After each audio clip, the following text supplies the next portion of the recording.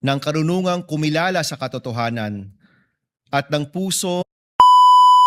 Senator Judge Ejercito, Senator Judge Escudero, Senator Judge Estrada, Senator Judge Go, Senator Judge Ontiveros, Senator Judge Lacson, Senator Judge Lapid, Senator Judge Legarda, Senator Judge Marcoleta, Senator Judge Marcos, Senator Judge Padilla, Senator Judge Pangilinan, Senator Judge Soto III, Senator Judge Tulfo Erwin, Senator Judge Tulfo Rafi, Senator Judge Villanueva, Senator Judge Villar Camille, Senator Judge Villar Mark, Senator Judge Zubiri, the Senate President. With 21 senators present, the chair declares the presence of a quorum. The court was convened on May 18, 2026. For the record, since then, the court has issued summons and conducted pre-trial proceedings, which are all made part of the records of this case. Resolution number 39, or the rules of procedure of impeachment trials, as amended, shall continue to apply. Your Honors, we are now ready to hear the statement of the Senate President.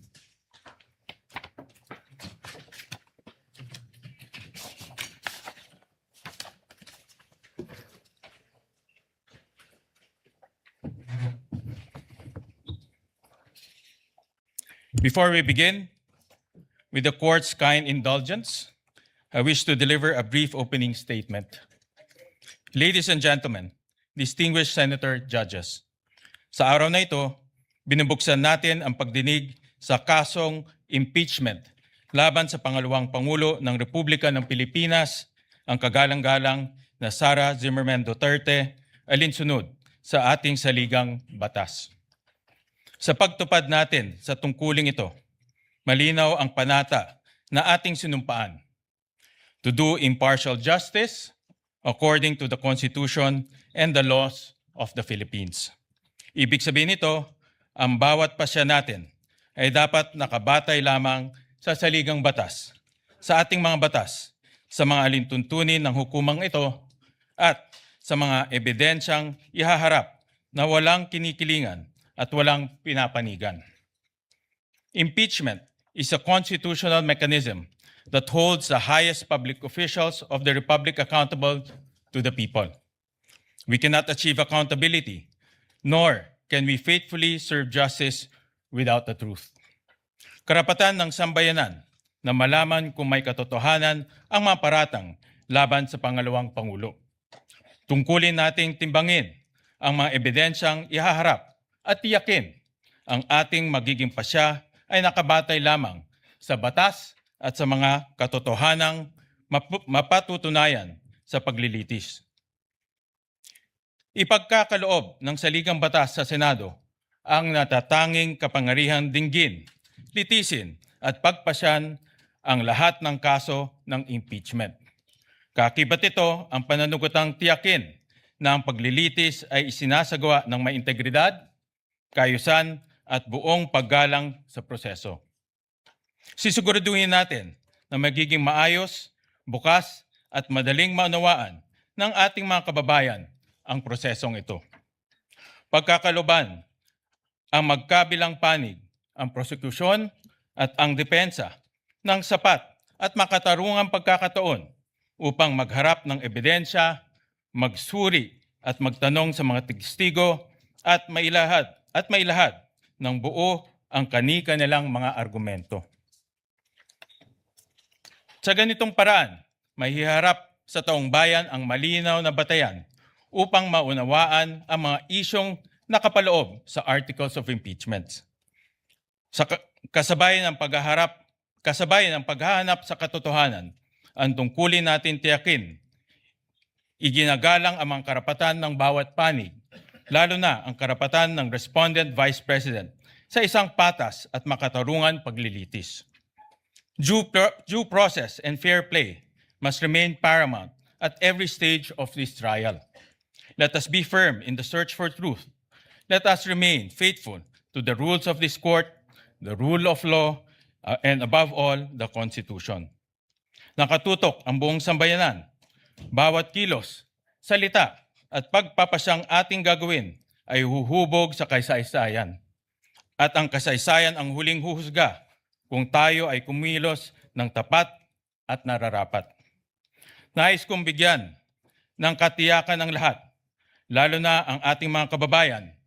Gagampanan ko ang aking tungkulin ng patas at may katapatan.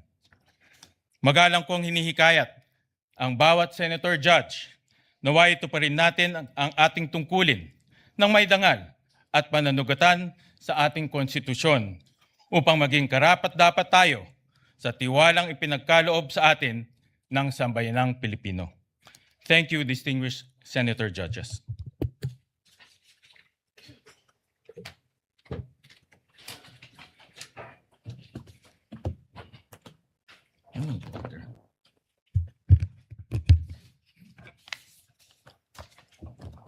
Pursuant to Rule 2, Paragraph 2 of the Rules of Procedure on Impeachment Trials, as amended, we now proceed to the election of the presiding officer of the Impeachment Court.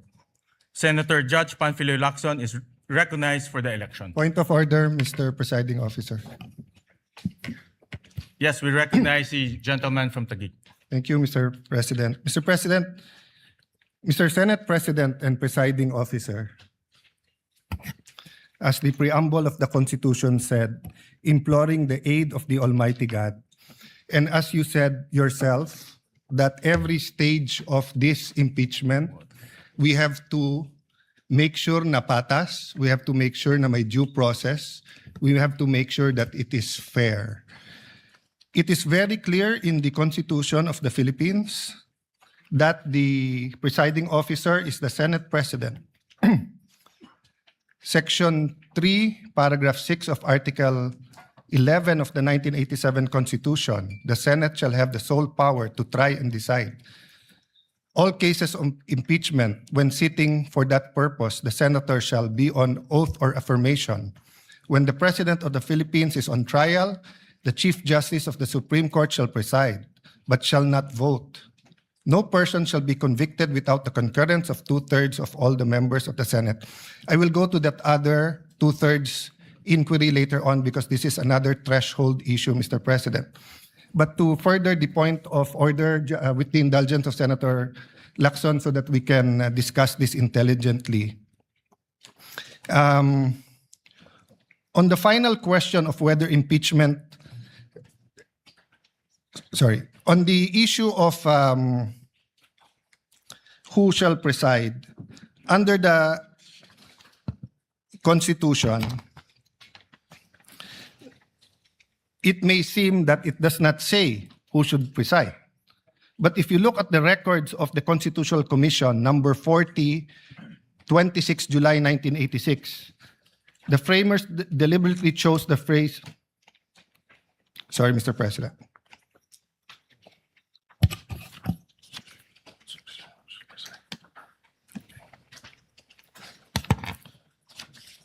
I am referring to Section 6, Article 11, and then Constitutional Commission number 41, 27 July 1986.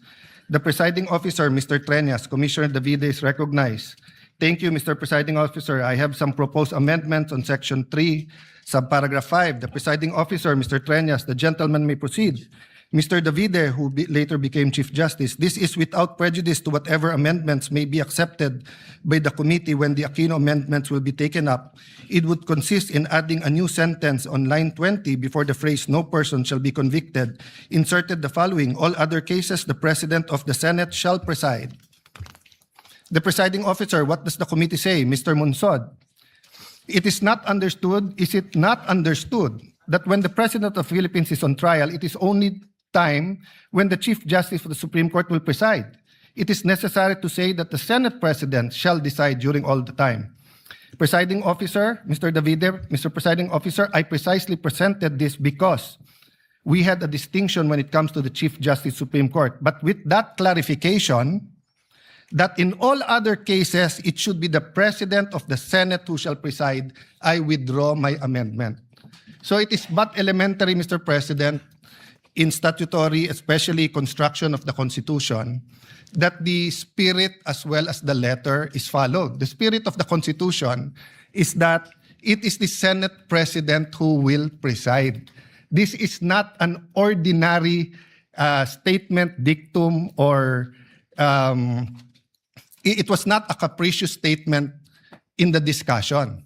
Precisely because the Senate President is elected by the majority. As an example, when Senator Pimentel did not like the vote and did not vote with the majority, he offered to resign. So the point, Mr. President, is this. Number one, institutional integrity. We need to protect the legitimacy of these proceedings. Even with the substitute presiding officer acts fairly, a conviction or acquittal reached under constitutionally defective process would invite judicial challenge and cast doubt on the validity of the entire trial. Do we want to go 30 weeks? If we follow the number of days submitted in the pre-trial, 62 and 30, and 3 days every week, so 30 weeks yon. Then after the 30 weeks, we'll end up in the Supreme Court kasi kune-question natin kung tama ba kung sinong nag-preside. Why is it important? Why can't any of the 24 preside? Remember, under our very rules, hindi ko nababasahin para mas umikli. In our very rules, the presiding officer can decide on the spot, or he can throw it to the body, or he can call a caucus or whatever you call it, to be able to decide. And we experienced that during the Corona trial. And that's one reason why everyone acclaimed the late Senate President Enrile, not only because of how he carried it himself, but how the consensus and how he carried it with the minority. Secondly, jurisdiction and regularity. The Senate's jurisdiction over an impeachment trial is constitutional. The exercise of jurisdiction must conform to the Constitution, and the Senate's validity adopted impeachment rules. We cannot say we're following the Constitution, then we will not follow the Constitution. If the Constitution and its framers prescribe who shall preside, who are we to change the Constitution here today? We cannot enlarge or diminish the Constitution arrangement through internal rules or through ad hoc resolution. Lastly, due process. Kailangan malinaw po sa lahat ng partido, both to the prosecution and the defense, kung ano yung korte, kung ano ang two-thirds, kung ano ang charges, kung sino magpre-preside. So kung now during the first day we're going to change who's going to preside, and it's against the Constitution, what more changes are we going to do in the next few days? Ano ang limit ng pwede natin palitan sa Constitution at hindi?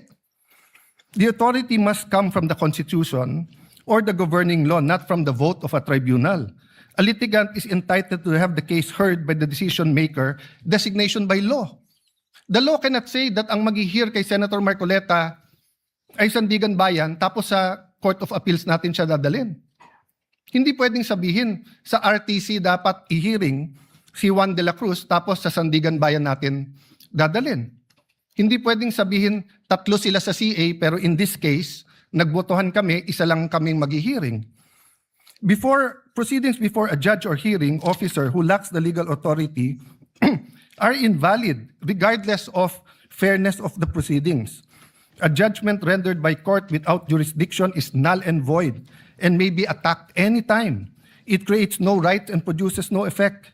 It remains basic fact that in law, the choice of the proper forum is crucial, as the decision of a court or tribunal without jurisdiction is a total nullity. A void judgment for want of jurisdiction is no judgment at all. All performed pursuant to it and claims emanating from it have no legal effect. Tan versus Cinco, GR number 213054, June 15, 2016. Penned by Justice Perlas Benabe, First Division. The constitutional authority, Mr. President, is very clear. Now, let's put that aside for a moment. But we're not allowed to do that. But for a moment, let's put that aside, that the Constitution is not clear and does not tell us what to do. The rules of the Senate says that any amendment should be presented a day before. And that's why the then minority, when I was Senate President, walked out Because your contention was, when we gave it to the Committee on Rules, kahit mahigit isang araw na at binabalik ng rules, we did not follow the rules. So on the rump session or alleged rump session on June 3, first of all, you did not have a quorum of 13. But let's assume for the sake of argument, I'm not giving you that point. As far as I'm concerned, it's in the Supreme Court, walang quorum on 12. Assuming may quorum on 12, you did not follow the rules.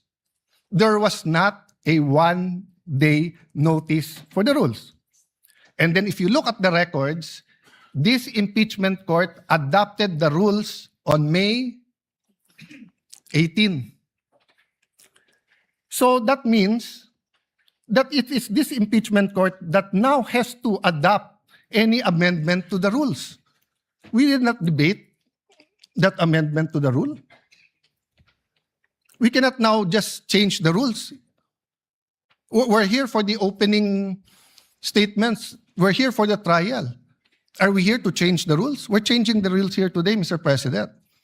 So, Mr. President, later on I'll ask permission to talk about yung two-thirds because both the issue of the presiding officer and the issue of what constitutes two-thirds of all members is a threshold issue. Para maintindihan na lang po ng lahat, lalo po sa mga kababayan natin na nanonood, Merriam-Webster, simple definition, a threshold issue is a preliminary question, minimum requirement, or foundation condition that must be met or resolved before proceeding to the substantive merits of a case, project, or process. In this initial criteria, if this initial criteria is not satisfied, further action is typically dismissed or halted. I want to avoid that this impeachment trial will be declared null and void. I want to avoid walkouts. I want to avoid any delays, Mr. President. The Senate President is more than capable. He said he is willing. He said he is ready. He has been in many situations in his life that people say you cannot do it, but he is done well. He has studied. So what is the issue? Why do we have to vote for a presiding officer, Mr. President? Why can't we follow the Constitution? So the point of order, Mr. President, is that amending the rules, implementing a null and void rule, and violating the Constitution will endanger this whole hearing, Mr. President. So please rule on the point of order, and I hope that the Senate President, who is more than able, will preside. Thank you to the gentleman from Taguig. Before I express my views on the matter, let me just put into the record the facts on when we amended Rule 2 of the Rules of Procedure on the impeachment trials. On June 3, 2026, Senator Juan Miguel Zubiri proposed Senate Resolution number 430, and that was adopted during that time. 26. And then, on the same day, the same resolution was adopted and renumbered to Resolution number 40. It was published on June 9, 2026 in the Philippine Daily Inquirer as well as Malaya. During that time, in June 3, when we amended the rules, everyone had the opportunity to express their views regarding the proposed resolution. And since no one objected, we adopted Resolution number 430 and renumbered it to Resolution number 40. That is anchored on our Constitution, Article 6, Section 3, Paragraph 8 of the Constitution, that the Congress shall promulgate its rules on impeachment to effectively carry out the purpose of this section. So my view to the Mr. good President, gentleman, Mr. President, let me just finish, sir. My view is this resolution has been duly approved, and everyone was given an opportunity to discuss that, to object, However, it was no one objected to that resolution, and it was duly approved by the body. So any discussion regarding this resolution should be discussed in plenary when the Senate convenes as a legislative body. In the past precedents, during the harap impeachment, November 15, 2020, the body as well approved the rules of impeachment in plenary. During the Corona impeachment, March 23, 2011, once again, resolution number 39 was adopted in plenary. So any issues pertaining to this resolution should be discussed in plenary when the Senate convenes as a legislative body. So that is the position of the chair and the view of the chair on this matter. Sir President, first, may I dispute that you used the word fact. It is not a fact that the rules were changed because it is being disputed that first, there was no quorum at that day. Second, if we are going to amend the rules of impeachment for the impeachment trial in plenary under the rules of the Senate, Section 136, second paragraph says, the rules may be amended by means of a motion that should be presented at least one day before its consideration. It was not presented on June 2. So we did not follow our rules. So a rule that was passed that did not follow our rules, or amendment that was passed that did not follow our rules, is void. You cannot get anything out of it. It is a nullity. So if today we pass a change in our rules and we do not follow our own rules in changing that rules, we cannot follow that rules. Secondly, Mr. President, the impeachment court already adopted our rules.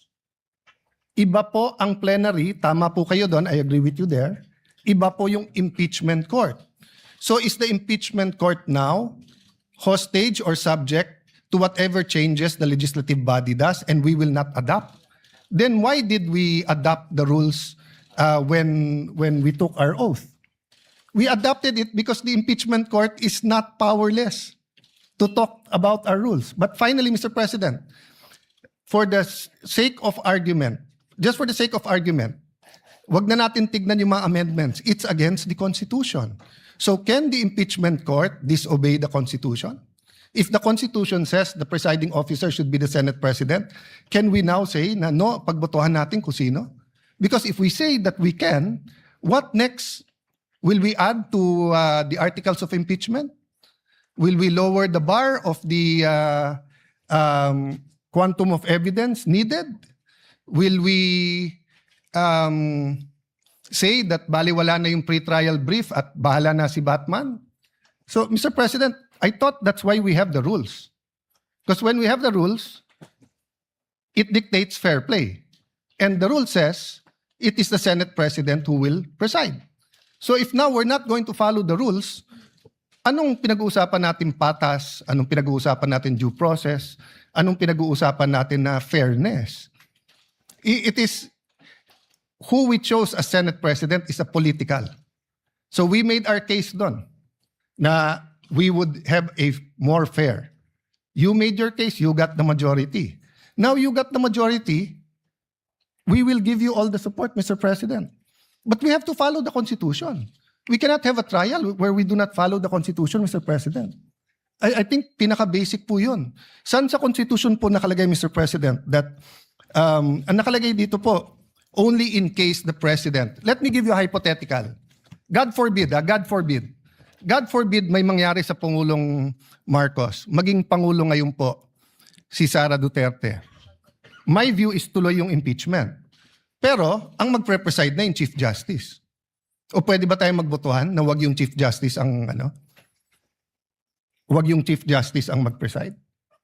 So how is it possible that today, we're starting out on the wrong foot by arguing who will preside when the Constitution already settled it, Mr. President? So I appeal to my colleagues. There are a lot of accommodations, there are a lot of things, may bigayan talaga dito. may botohan, may caucus, may in-camera discussions. Pero pagdating kung sino magpre-preside na malinaw sa konstitusyon, wag na natin pag-awayan yon. The prosecution is here. I think they're ready. The defense is here. I think they're ready. Let's give the Filipino people, a fair trial. Hindi po fair kung pipiliin natin kung sino kahit sinong magaling, kahit ako piliin nyo. Hindi ko po tatanggapin yon kasi mali po yon. Hindi po yun ang nakalagay sa Constitution natin. Very, very clear po sa records ng Constitutional Commission. Walang makaka-amend doon. We are not given any latitude on this matter, Mr. President. I appeal to you, Mr. President. This is your Senate presidency. Thank you. Thank you for that, those views to the good gentleman from Taguig. Kanina po, nabanggit ko ho na in my manifestation as the Senate President, that resolution number 39 or the rules of procedure on impeachment trial as amended shall continue to apply. So in other words po, rin-recognize ho nitong impeachment court yung amendments na ginawa ho natin noong June 3. At kagaya ho ng nasabi ko kanina, the humble view of this presiding officer is if there are any discussion on resolution number 43 as adopted as resolution number 40, it should be done in plenary. Because doon ho natin doon ho natin inadopt yung impeachment rules of impeachment, doon rin ho natin inamendahan. At nabigyan naman po ng oportunidad ang bawat isa para magkomento, magbigay ng pahayag, magbigay ho ng kanilang legal opinion.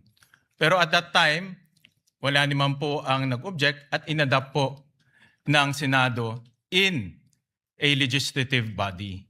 So the position of the chair, if there are any comments, any legal opinions, any issues, it should be done through the legislative body of the Senate.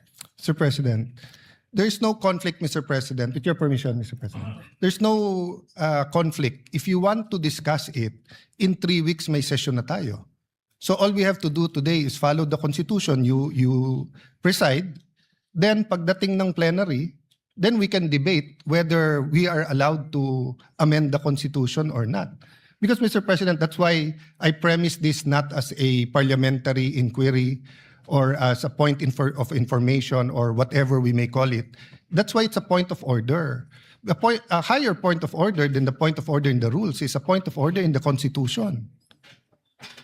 The Constitution says it is the Senate President who will preside. So are we saying now, Mr. President, that the rules can amend the Constitution? Is that the ruling of the chair? Before I make my final ruling on this matter, may I recognize the gentleman from Pampanga, Senator Kiko Pangilinan. Thank you, Senate President. Mr. President, with all due respect, the Constitution does not provide that the Senate President must preside in cases of impeachment trial. What the Constitution provides is that when the President is undergoing impeachment, going through the trial, is being tried, the Chief Justice must preside. Nowhere in the Constitution, in the provisions on public accountability and impeachment, does it say that the Senate President must preside when the Vice President is under trial or any other impeachable officer. And precisely because of this, and precisely because the Constitution likewise allows Congress, not the impeachment court, Congress, to promulgate its own rules, which is what the Senate did in June 3. We proposed amendments to the rules under our rulemaking power, which, by the way, was subsequently ratified when we convened in a special session on June 17. The June 3 journal was ratified unanimously on June 17 when we had our special session. And in the June 3 minutes and the journal. Precisely, we approved the amendments to the rules. This was further ratified on June 17. Therefore, it is considered regular. The presumption of regularity now comes into force. But having said that, Mr. President, the good gentleman from Taguig has brought this matter before the Supreme Court. And we agree with the point earlier raised by the Senate President. This matter should be either discussed in the Senate in plenary as a legislative body, or if he has questions which may in fact turn out to be valid, he has brought this matter before the Supreme Court. And therefore, this impeachment court is not the venue for this debate, Mr. President. If there is anyone who is out of order, with due respect, I think the proper process is the matter is pending before the Supreme Court. There is no temporary restraining order. There was a request for a status quo ante order. It was not granted. And therefore, the presumption of regularity behooves us as an impeachment court to proceed. And finally, Mr. President, allow me to reiterate, the point of order is improper. In fact, the debate on this matter here in the impeachment court is out of order, Mr. President. Sir For the record. President, So, Sir President, before you decide, Mr. President, the chair has already Sir ruled. President, before you rule, That the chair has Senator Pia already wants ruled. to ask for the floor. Just 2 minutes. And may I respond to May I- Senator Well, Pangilinan? allow the gentleman from Taguig to rebut for 2 minutes, and then we will make the final ruling. Before I rebut, I'm from Ateneo Law School. And what they taught us there is that you look at the records of the Constitutional Commission and then pag klaro, klaro. But let's call someone from UP Law to see whether they were taught the same thing. Senator Pia, may I ask that Senator Pia be We recognized recognize the before I get my gentlelady 2 from minutes? Taguig, Senator Pia Cayetano. Thank you, Mr. President. It's not an Ateneo UP issue, but always happy to stand before our colleagues and share our experience in the UP College of Law.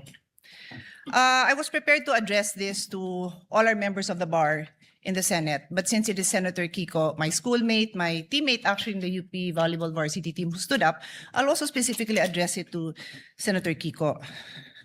So dear Senator Kiko and our colleagues in the majority, knowing that you have members in the majority that are lawyers, and for those who are not lawyers, you definitely have consultants who are lawyers.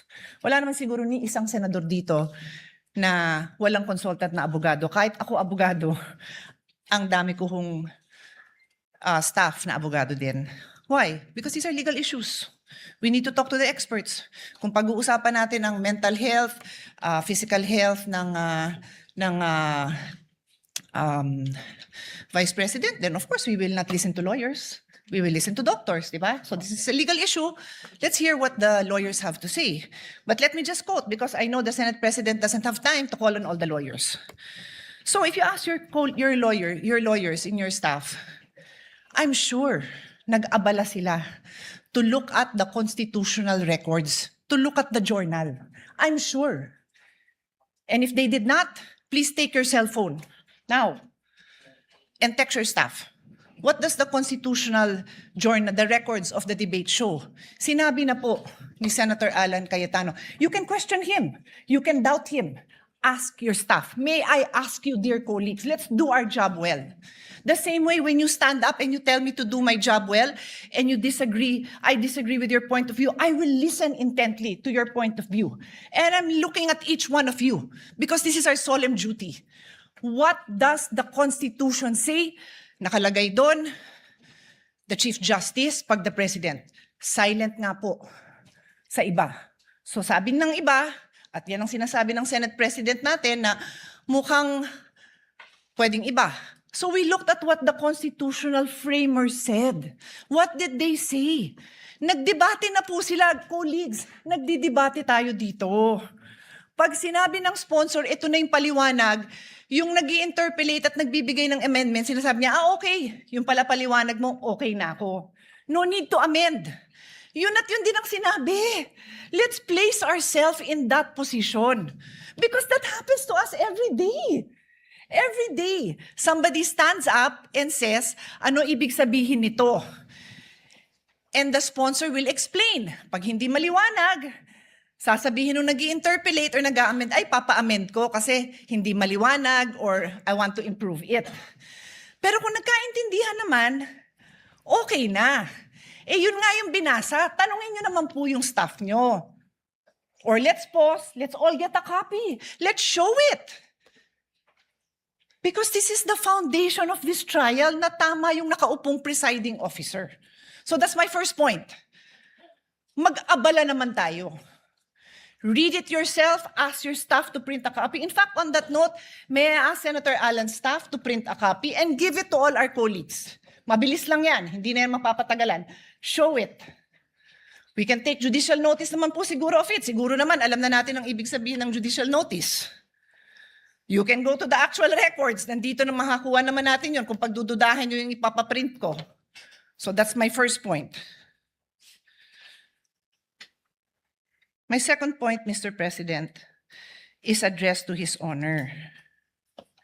If His Honor will insist that we have to call a regular session, we have to be in session to amend the impeachment rules, eh di tawagan niyo po ang Malacanang. Nagpa-special session naman po siya, di ba, with all due respect, to pass the National Orchid Law. To pass, what else? Ano, tatlo yun eh. Oo nga, yun nga, yung waling-waling as National Orchid, ano pa yung dalawa? No, I know, I'm not questioning it. I'm saying that there was a special session called to pass 3 laws. Naalala ko yung waling-waling because I love it. This is important. O ano pa yung dalawa? Unfortunately, hindi ko na maalala. Dalawang naturalization. Sports-minded po tayo. Love po natin yun. Nagkaroon ba ng laban between now and July para mag-special session tayo para doon? Hindi ko alam. But in any case, ito importante to, di ba?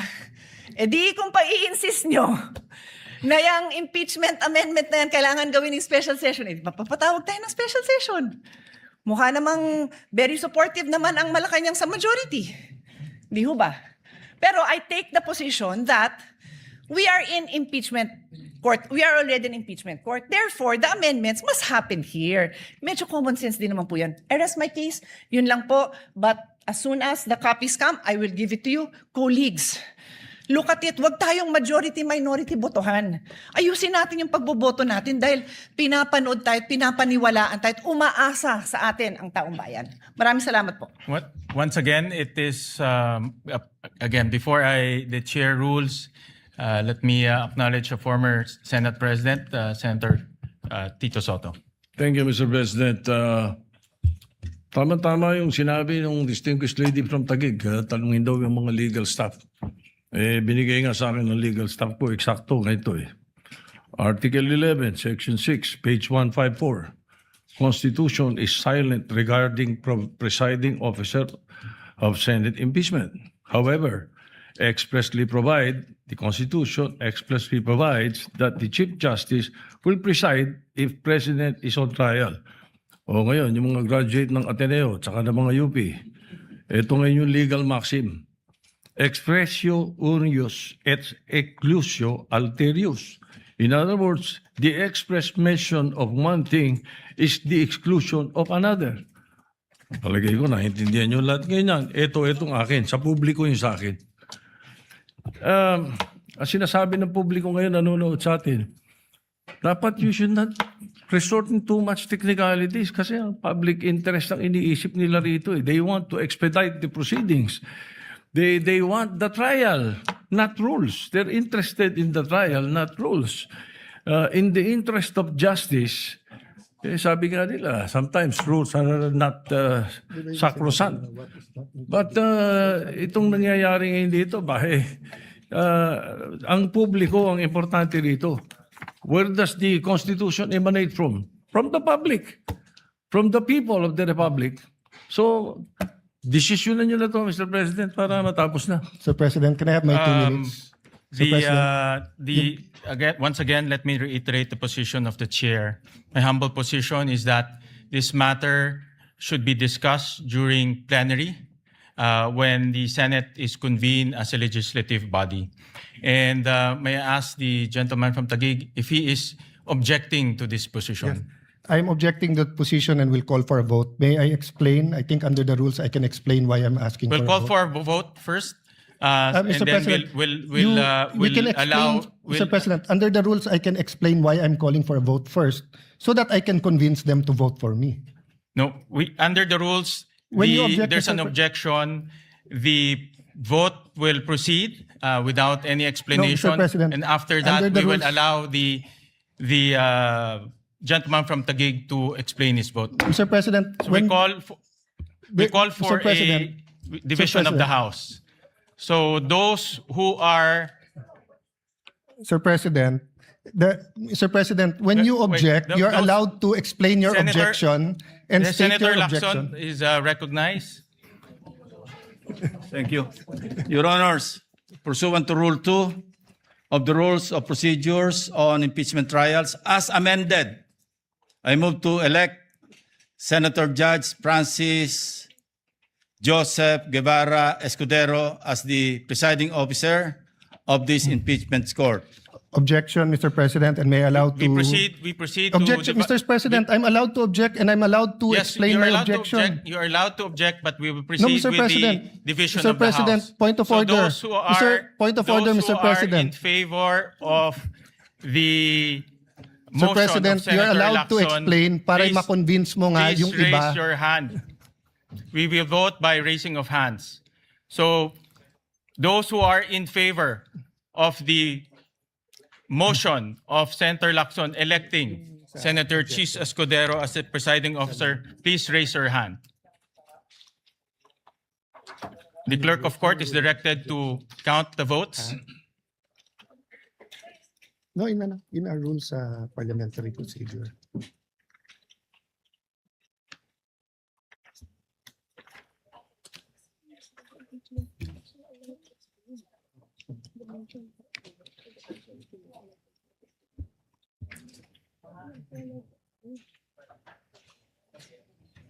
How many? How many? Explain my vote, Mr. President. Hold on. Allow the chair to make a ruling. Those who are against to the motion of Senator Lacson electing Senator Chis Escudero as the presiding officer, please raise your hand.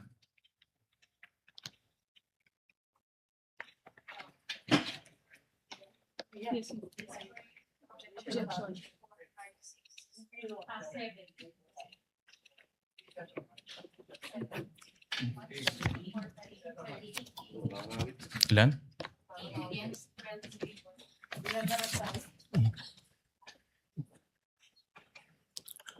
The official count is 12 in favor, 8 against. The majority, those who are in favor, has it. Sir President, The may I court explain? resolves to elect Senator Chis Escudero as presiding officer of the impeachment court. The duly elected presiding officer shall, under the same oath taken on May 18, 2026, immediately assume and exercise all powers, functions, duties, and prerogatives pertaining to or vested in a person presiding over the impeachment trial under the rules of procedure on impeachment trials, as amended, and shall give full effect to the powers inherent to the courts under Rule 135, Section 5 of the Rules of the Court. Mr. President, may I now explain my vote? You are allowed to explain your vote. You Sir have 2 President, minutes. first of all, we cannot violate the Constitution. We put the whole impeachment trial at risk here. What Senator Tito Soto, former Senate President, what his staff did not tell him is that there is such a thing as procedural due process, and that who presides goes into due process and fairness. The Latin term that he mentioned was for enumerations. That when there are enumerations at hindi kasali doon, in this case, there was statement that in only one case it would be the Chief Justice, because member of the Constitutional Commission who became Chief Justice Davide was going to amend precisely the Constitution to state the Senate President shall preside. But upon explanation by the sponsor that it is understood that it is the Senate President, then it should be the Senate President.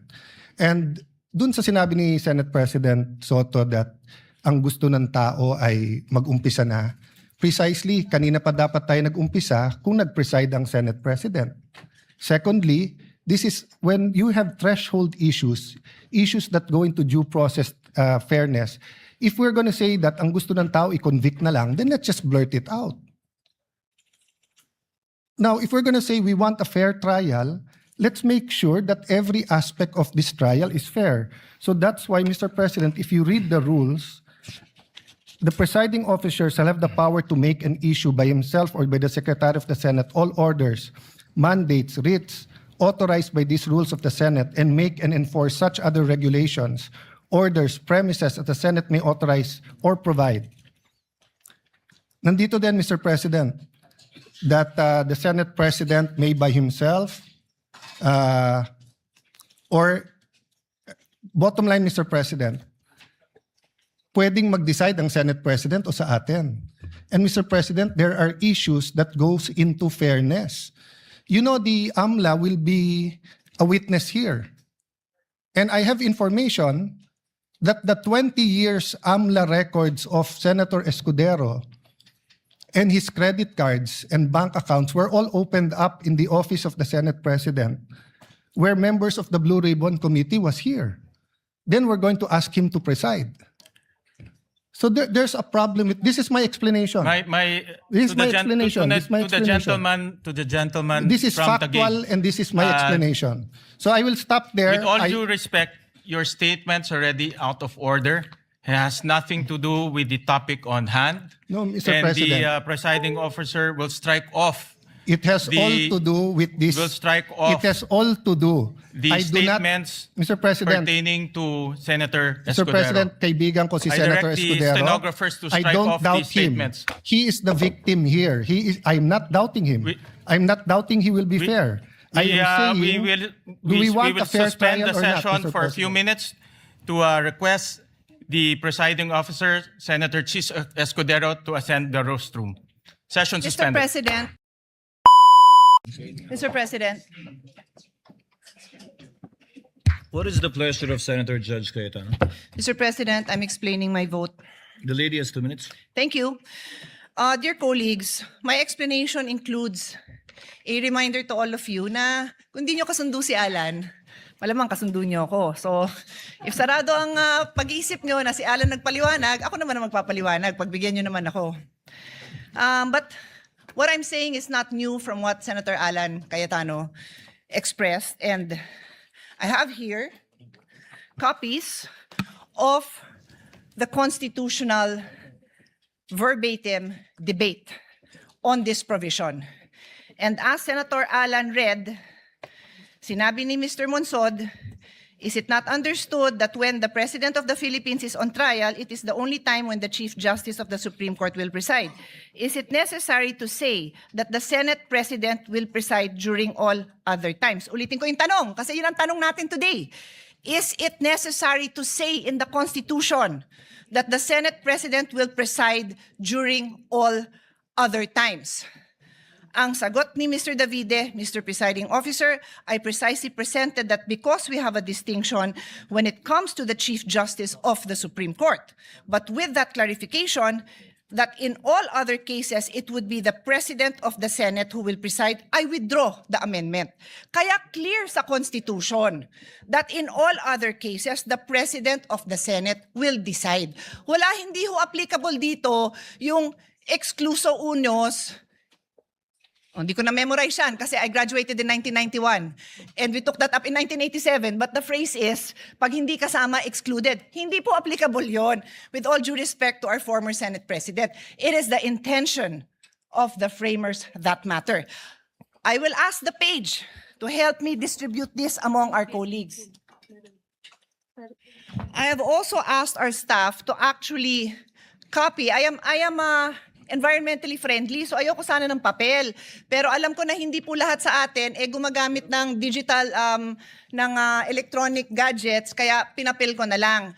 Pero kailangan ko pakita sa inyo yung mismong nasa journal, yan din yon, my dear colleagues. Yun lang hiling ko sa inyo, intindihan naman natin yung nandito. Bumoto na. Pero intindihan naman natin kasi this is just the first day. We cannot disregard the Constitution. And I continue, Mr. President.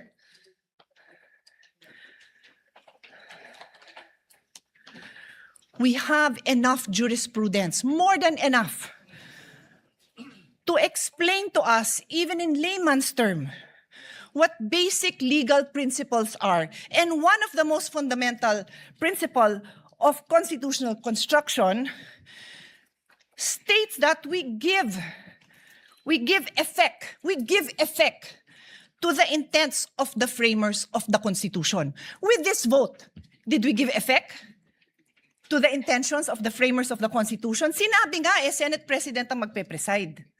Hindi na siguro napakalaking bagay yon dahil kahit sinong ipalit nyo, maayos naman ang mga kasama natin sa colleagues. Sa colleagues natin, maayos naman. Di ho yun ang point. The point is, what are we required to follow? That's why by Constitution. And I will now state, for the record, a few cases that point out that this is what we are supposed to do. Give effect to the Constitution.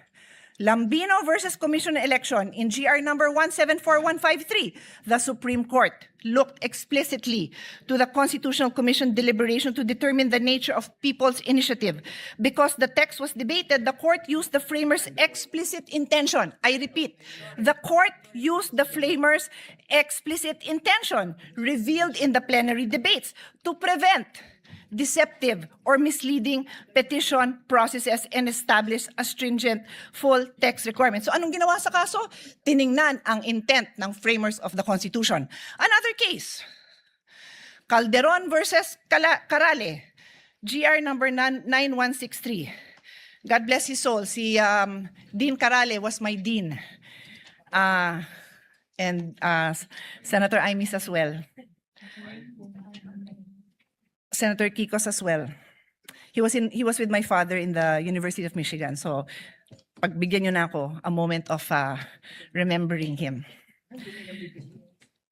In GR number 91636, the court resolved a dispute regarding the president's power to make appointments without confirmation by the commission appointment. The court examined the historical and textual context of Article 7, Section 16 of the 1987 Constitution, noting that the clear and express intent of its framers was to exclude presidential appointments from confirmation except for those expressly mentioned. So, balik ko sa kasong to. What was the clear intention? That the Senate President presides. That is the clear intention. Dear colleagues, umpisa pa lang.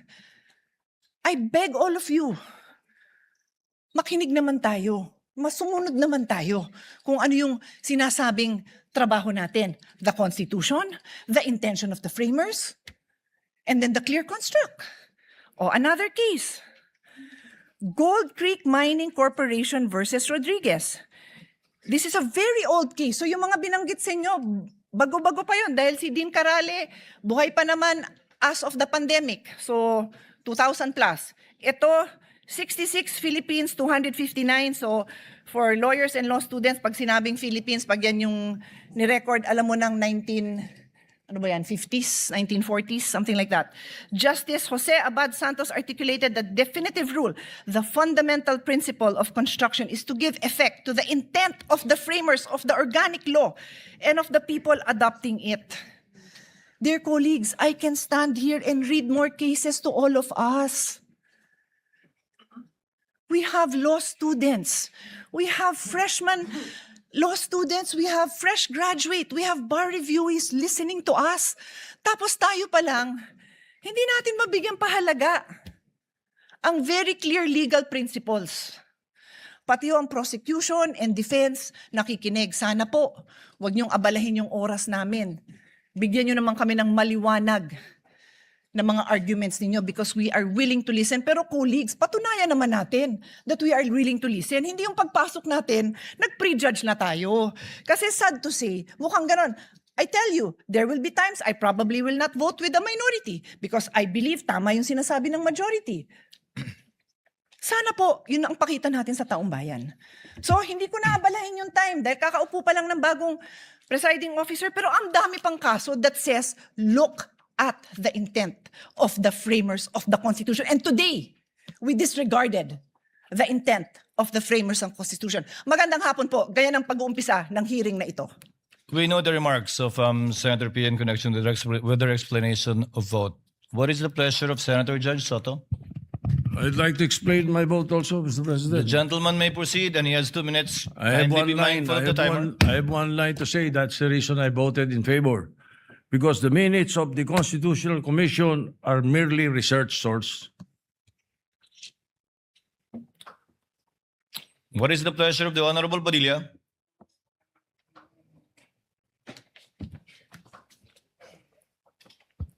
Ginoong, Will the gentleman explain his vote? opo. The gentleman may proceed. You have 2 minutes, sir.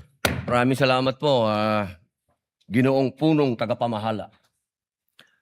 Mga mahal kong kasama, sa loob po ng 4 na taon na ako po ay ibinoto ng ating mga kababayan at nagsilbing senador, ako po ay naging tagapangulo ng komite ng Constitutional Amendments. At tuwing meron pong pagdinig, ang lagi po naming pinapatawag ay yung mga sumulat ng konstitusyon bilang sila po ang nakakaalam kung ano ang puso, ang diwa ng konstitusyon. Malinaw po na kung meron tayong pakikinggan, ay yung creator. Hindi po ba? Tayo naman po lahat ay naniniwala sa Panginoong Diyos, kaya tayo po ay naniniwala sa salitang creator, tagapaglikha. At ang lumikha po ng konstitusyon ay itong mga taong nabanggit sa ipinamahagi ng ating mahal na Senadora Cayetano. Malinaw po dito. Nasabi na po sa English ito. Mainam po ay sabihin po natin sa Tagalog upang mas maintindihan po ng ating mga kababayan.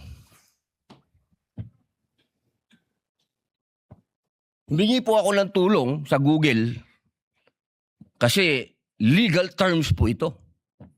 Hindi naman po ako nagtapos sa UP, hindi rin po ako nagtapos sa Ateneo, nagtapos po ako ng criminology at UP rin sa University of Prison. Ang sabi po dito, sa Tagalog po Ginoong Presiding Officer, eksakto ko itong hinihain dahil nagkaroon tayo ng pagkakaiba pagdating sa punong maestrado ng Korte Suprema. Ngunit sa paglilinaw na iyon, na sa lahat ng ibang mga kaso ay ang Pangulo ng Senado ang mamumuno. Kaya binabawi ko ang nasabing susug. Ang nagsabi po nito ay ang dating Justice Davide. Ngayon, mga mahal kong kasama, at sa ating po mga taga-subaybay, ang batas po ay precise. Hindi po ito pwedeng iba-ibahin o baluktutin. Kung ano ang sinabi lalo ng saligang batas, ay sana po ay panghawakan natin. Ngayon, sa loob po ng 4 na taong ko dito, lagi pong sinasabi yung tradisyon. Minsan, yung rules na yan, nawawala yan Ilang beses na ho ako naguluhan dito dahil, teka, sundin natin yung tradisyon kaysa yung rules. 2 beses na po nagkaroon ng impeachment. Yung unang impeachment, ang nag-preside ay yung Chief Justice, yung kay Pangulong Estrada. Yung sumunod po, nandito na po ako nun. Ang nag-preside ay ang mahal na Bicolanong kaibigan ko, Senador Chis Escudero. Yun po kasi yung nasasabi sa saligang batas at tradisyon. Yun na po yung nangyari. Ngayon, gusto ko pong tanungin yung mga kasama ko sa majority. Personal na tanong po ito.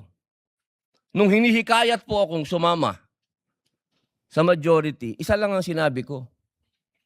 Kung si Senator Chis Escudero, ang kababayan kong Bicolano, ang gagawin yung Senate President, lilipat ako sa inyo. Ang hindi ko maintindihan, bakit ngayon pinipilit natin ng ating presiding officer, si Chis Escudero. Ba't hindi natin siya ginawang Senate President nun? Yun lang po ang tanong ko. Maraming salamat. The remarks of the gentleman is noted. Senator Marcos, what is your pleasure, ma'am? The lady may do so. You have 2 minutes, ma'am. Kindly be mindful of the clock. Yes, thank you very much. Ang sabi sa atin ng bata tayo, kapag mali ang umpisa, mali na ang lahat na susunod. Ayoko naman magkamali sa umpisa pa lamang na napakahalagang paglilitis na ito. Unang-una, paulit-ulit na nating sinaad na ang ating saligang batas ay hindi maaring baluktutin. At napakaklaro nito. At ang sinasabi ng ating Constitution of 1987, Article 11, Section 3, Number 6, all other impeachable officers ang sinasabi, carving out therefore the exception that proves that rule, that the Chief Justice is the single exception, and otherwise the presiding officer should be the Senate President. It is the exception that proves the rule.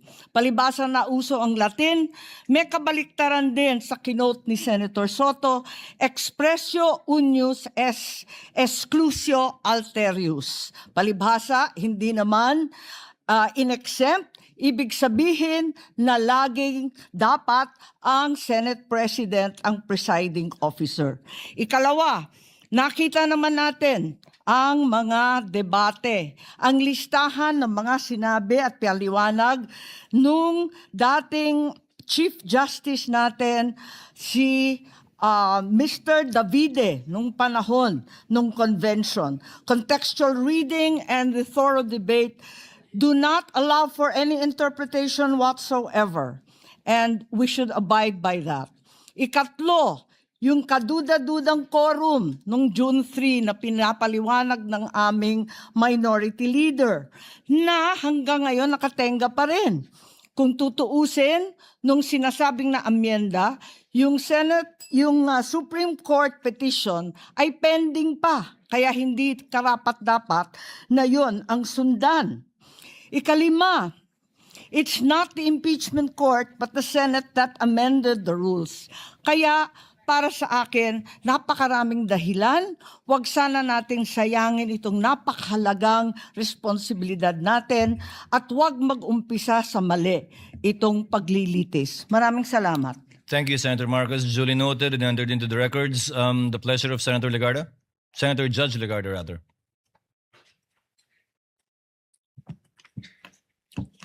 Thank you, Mr. Presiding Officer. Where the Constitution is The lady silent, will explain her vote or make a manifestation. it's a manifestation. Which, The lady may proceed with which her seems like an manifestation. She has 2 explanation of minutes. vote. Thank you. Where the Constitution is silent, the intent of the framers should guide the choice of the presiding officer. Any departure from the traditional arrangement must be approached with caution, as it may place the validity and the legitimacy of the entire impeachment in doubt. Mr. Presiding Officer, I also respectfully place on record that there is a pending challenge before the Supreme Court involving the June 3rd Senate proceedings, including the authority of the body then that adopted Senate Resolution number 430. This manifestation is made to place on record that we are not yielding our position in the pending case and is without prejudice to the final determination of the Supreme Court. Thank you, Mr. Presiding Officer. Thank you, Senator Legarda. The presiding officer would like to make a statement.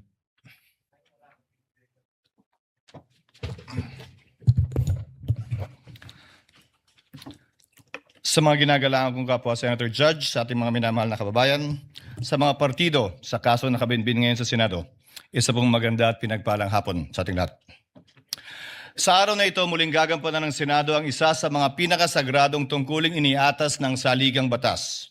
Ang pag-upo natin bilang isang impeachment court para litisin at husgahan ang pangalawang Pangulo. Kinikilala ng ating saligang batas na may mga opisyal na may hawak ng kapangyarihan at pananagutan na napakabigat.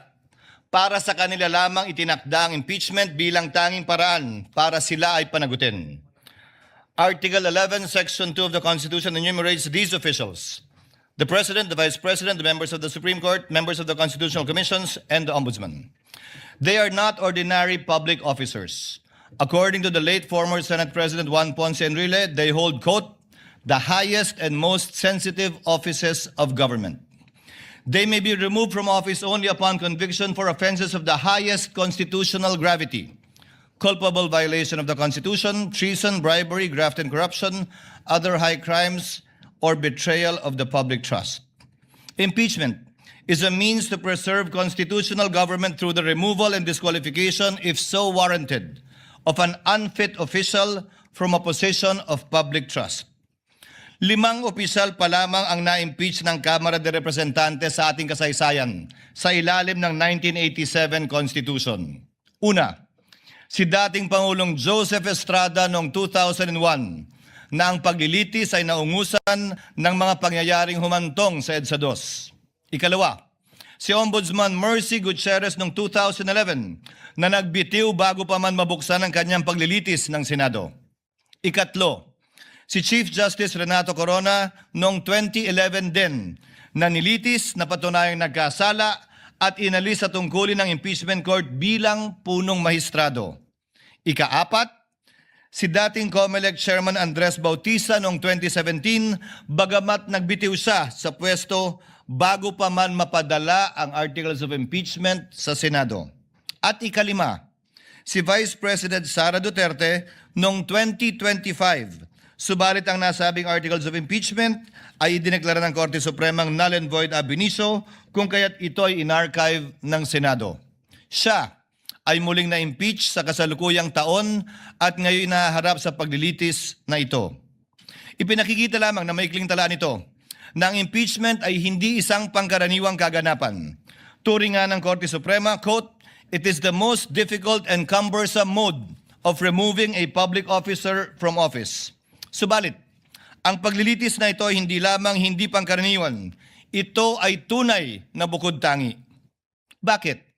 Una, si Vice Presidente Sara Duterte ang kauna-unahang opisyal na 2 beses na na-impeach ng mababang kapulungan.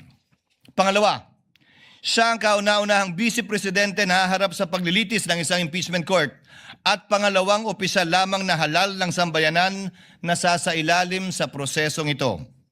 Pangatlo, siya ay hinahalal ng may pinakamalaking mandatong pinagkaloob ng sambayanang Pilipino sa sinumang kandidato sa ating kasaysayan. Mahigit 32 milyon o 61% ng kabuuang boto para sa ikalawang Pangulo. Pang-apat, ang articles of impeachment laban sa kanya ay inendorso ng 277 na miyembro na kumakatawan sa ating mga mamamayan mula sa iba't ibang distrito at sektor at ng ating bansa, na katumbas ay mahigit 80% ng kabuuan ng Kamara de Representantes. Terminating an elected mandate before the end of its term is among the most drastic acts our constitutional democracy can undertake. This is why the trial must be guided with prudence, tempered by caution, and marked with unquestionable impartiality. We must avoid even the appearance of impropriety and observe the cold neutrality of an impartial judge at all times. May I therefore caution my fellow senator judges, the prosecutors, the respondent and their respective counsels and witnesses to refrain from making any comments and disclosures to the public pertaining to the merits of this trial as mandated by the impeachment rules itself. Let us heed the words of the Supreme Court that said, "Impeachment is not a chance to settle political scores. It is not a stage for political theater or personal attacks, because when the focus shifts to the person rather than the alleged wrongdoing, the process loses its integrity." As presiding officer, I shall do my part to uphold the fairness and integrity of this process and shall see it through to its proper conclusion. At this point, I would like to thank my colleagues for their trust and confidence. I did not seek nor did I ask for this responsibility, but neither will I shirk from fulfilling this duty without fear or favor. This now brings me to the threshold questions that will guide the conduct of this trial and the rulings of the chair.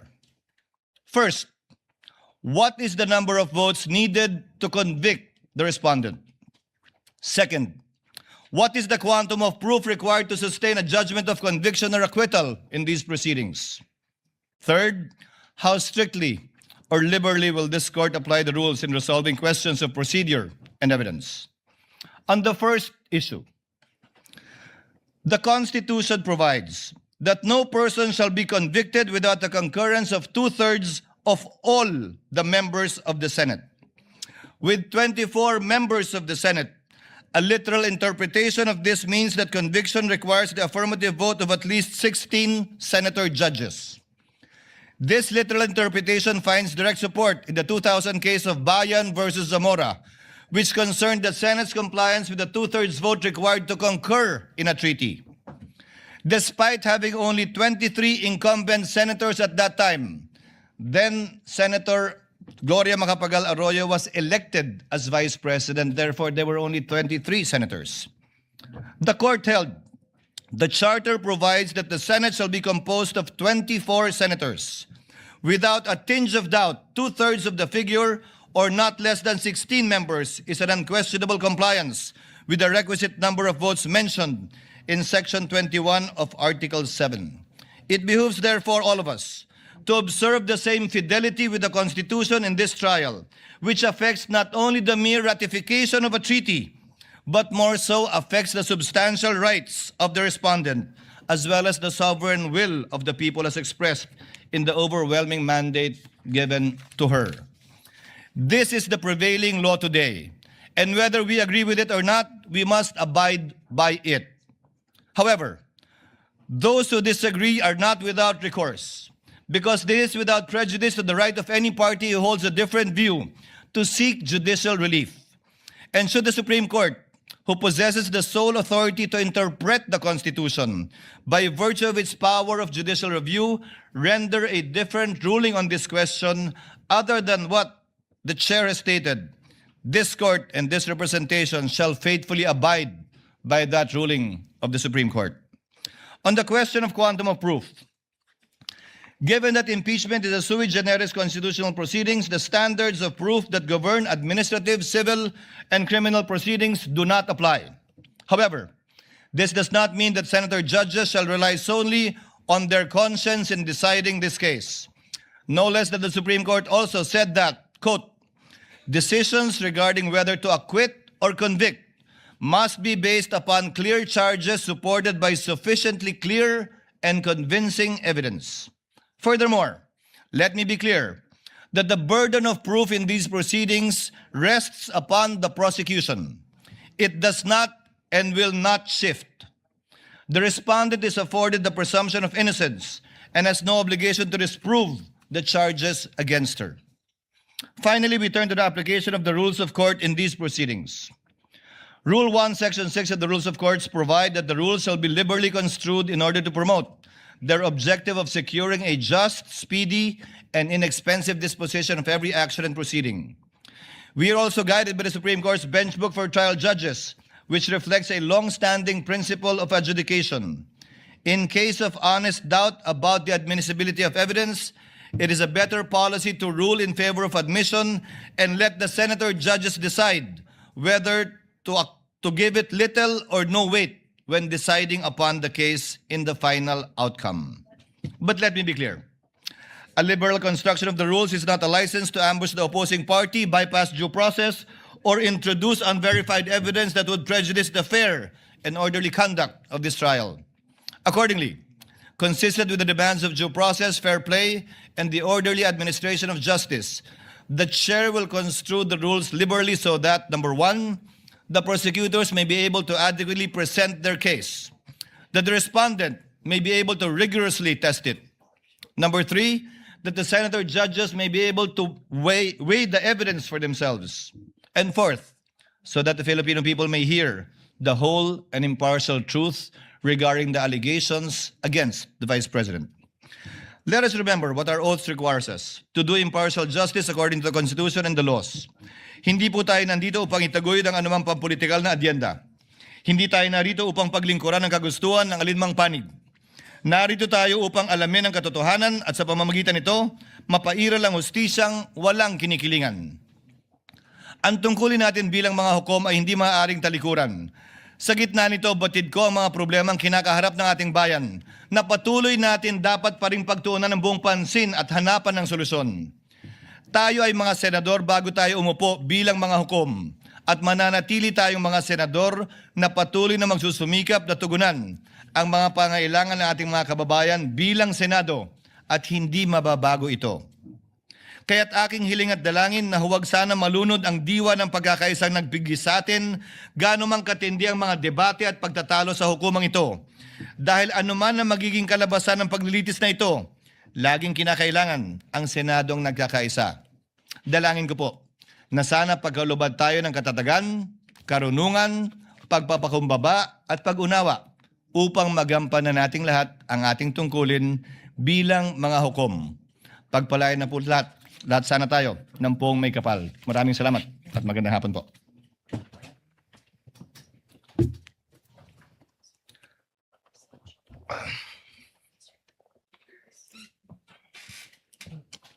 Sir Presiding Officer. Before we continue, Chair would like to make of record that Senator Joel Villanueva will insert his explanation of vote into the records.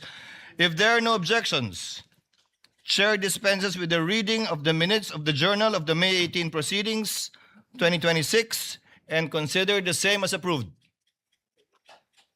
On the motion? There being no objection, Journal is hereby approved. Senator Cayetano? Mr. President, let me thank you and just make the manifestation that this representation believes that it is a threshold issue, the number of senators to convict and two-thirds, the logical, fair, that would give justice to the Constitution 16. So I thank you for that statement. And as you mentioned, it is a statement of the court, not only of the presiding justice, because napaka-importante na sa umpisa pa lang, alam na ng prosecution at alam na ng depensa kung ilan. Having said that, Mr. President, as to the issue of the presiding officer, not to take up more time, I'd like to register a continuing objection, but instead of giving my arguments, may I submit it in writing, with basically saying that violation of the Constitution is not a technicality.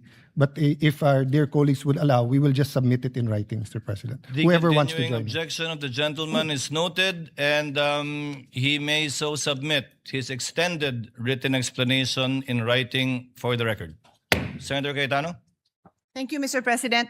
Just a few administrative matters with your indulgence, dear colleagues. The lady may proceed. Thank you. I read that we have rules for our resource panel and also our prosecution and defense that no drinks and food allowed. May I respectfully request that they be allowed to have water. It's a basic human right naman siguro na makainom ng tubig. I read something. I'm just saying, I saw it in the rules. So I'm making clear because knowing them, they will follow our rules, and I think it's not right to not allow drinks. And then, there may be some who are pre-diabetic or diabetic and need to eat something. So, if they have to have crackers or whatever it is that they need to have, I think we should allow them to do that, Mr. President. Sama-sama ko na yung rules ko, ha. And then they should also be allowed to have a bathroom break. I don't want them to also, may ibang klaseng sakit naman yung hindi nakakapunta sa banyo, so may they automatically be allowed. I think they're responsible enough to, they're a whole team. There's like a dozen of them here. And then finally, sitting is the new smoking. May we also allow them without them having to ask for permission to stand up, stand in the back, and to stretch their legs, because it is not healthy to be sitting down for 2, 3, 4 hours, and I think our hearings will go on for a long time. So that's my humble submission for the health and wellness of our prosecution and defense panel. Thank you, Mr. President. Noted, and we will discuss the matter with the parties. Senator Pangilinan. Yes, Mr. President, if I may be likewise allowed to submit a written explanation of my vote, particularly on the matter of referring to the Constitutional Commission when the debates of the Constitutional Commission, Mr. President, where I believe there is a contrary opinion, which the Supreme Court, in fact, ruled in previous rulings, the Chavez case, Mr. President, for the records. Noted, the gentleman may do so. If there are no other matters, we now proceed to trial. The clerk of court will please call the case before this impeachment court. Case number 004-2026 in the matter of impeachment trial of Vice President Sara Duterte. Appearances for the prosecution.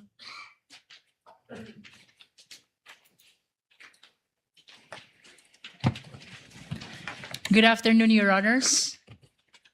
We are 11 House prosecutors and 15 private prosecutors. I am Representative Jervil Jinky Pitrix Luistro, appearing for the prosecution. We are ready, Your Honor. May we get the names of the other panel of prosecutors as well as the counsel for prosecutors one by one for the record.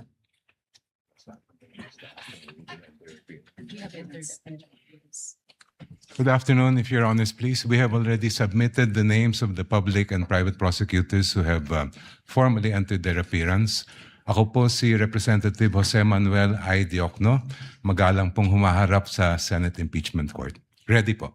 Noted. Good afternoon, Your Honors. I am Representative Laila De Lima from the Mamamayang Liberal or ML party list, respectfully appearing as public prosecutor. We're ready.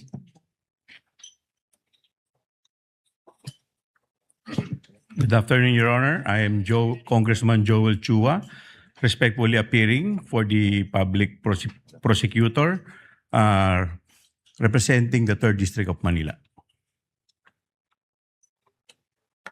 Good afternoon, Your Honors. I am Arlene Kakabagaw from Dinagat Islands, representing the public prosecutor, Your Honor. Good afternoon, Your Honors. I am Representative Lawrence Rivera Defensor from the 3rd District of Iloilo, respectfully appearing as public prosecutor. Good afternoon, Your Honors. Representative Jonathan Keith Flores of the 2nd District of Bukidnon as public prosecutor, Your Honor. Good afternoon, Your Honors. Representative Isabel Maria Jorge Zamora from the Lone District of San Juan City as public prosecutor. Good afternoon, Representative Terry Don of Bicol Saro Party List. We are ready, Your Honor. Maraming salamat po. Good afternoon, Your Honors. Representative Ramon Rodrigo L. Gutierrez of One Red Party List, respectfully entering appearance for the public prosecution. Good afternoon, Your Honors. Representative Lordan Swan of the 1st District of Cagayan de Oro City, respectfully appearing for the prosecution. For the record and for the information of our prosecutors, the term used in our rules for the public prosecutors, as you so mentioned, should be panel of prosecutors of the House of Representatives. And insofar as I've been hearing the term private prosecutors, the private lawyers will be referred to as counsel for the prosecutors. You may proceed. Good afternoon, Your Honors. I'm Attorney Lorna.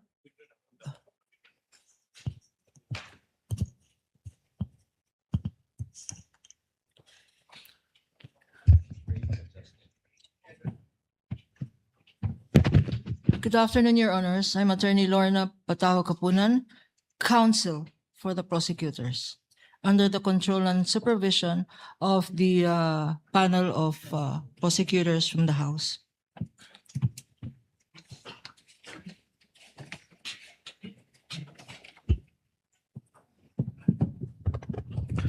Magandang hapon. Ako po si Attorney Amando Virgil D. Ligutan ng Sapayan Lim Alvarez and Ligutan Law Offices or sa Legal Law from Cebu City. We are under the direct control and supervision of our honorable prosecutors from the House of Representatives. Ready, Your Honor.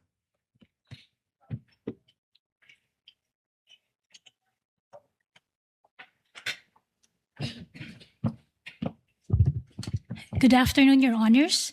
I am May Sancho Divina Gracia of the Co and Divina Gracia Law Offices, and I am respectfully entering my appearance as counsel for the prosecutors.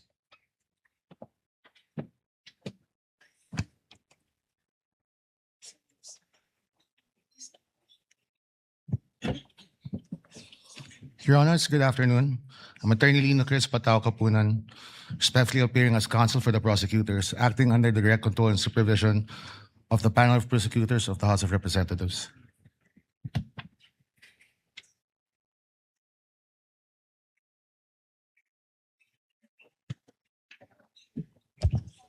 Good afternoon, Your Honors. Attorney Sonia Castillo, private prosecutor, under direct control and supervision of the public prosecutors.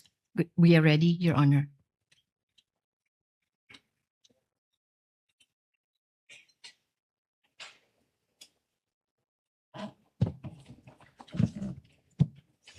Good afternoon, Your Honors. Attorney Dina Melissa Lorenzo Singyan, for counsel for the prosecutors. We are ready, Your Honor.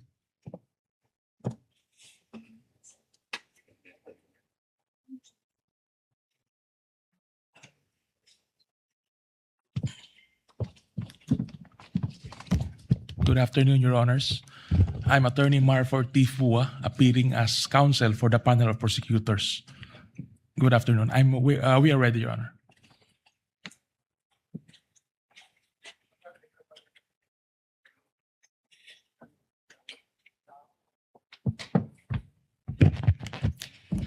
Good afternoon, Your Honors. I am Attorney Erwin G. Matib, respectfully appearing as counsel for the prosecutors. We are ready.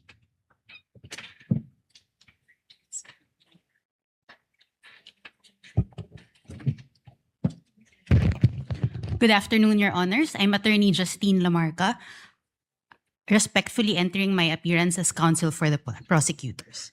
We are ready, Your Honor.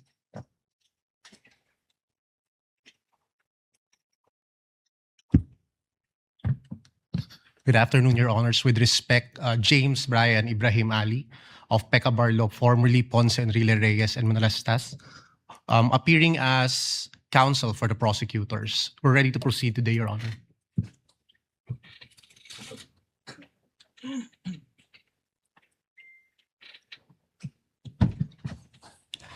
Good afternoon, Your Honors. I'm Attorney Reynaldo Robles of the law firm of Chan Robles and Associates, appearing as counsel for the prosecutors under the control and supervision of the public prosecutors. Ready, Your Honor.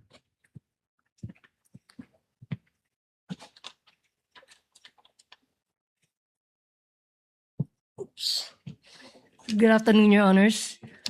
Bettina Nepomuceno Zamora, respectfully appearing as counsel for prosecutors. We are ready.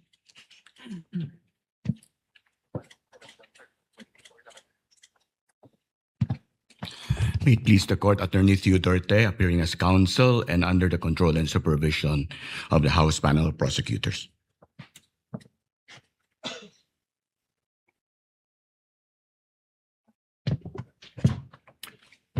Good afternoon, Your Honors. Attorney Benjamin Sigua-Tolosa Jr., respectfully appearing as counsel for the prosecutors, acting under the direct control and supervision. The prosecution is ready, Your Honors. No other entry of appearances? That's it? How many in all, Representative Luistro? 11 on the part of the House insofar as the panel of prosecutors is concerned, and We understand, Your Honor, that only 13 private prosecutors entered their appearance today. Nevertheless, Your Honor, as manifested by the Honorable Jokno, a written entry of appearance has been filed already with the Honorable Impeachment Court. Nevertheless, as they appear or will be participating in the trial, kindly inform them to enter their formal appearance during the trial.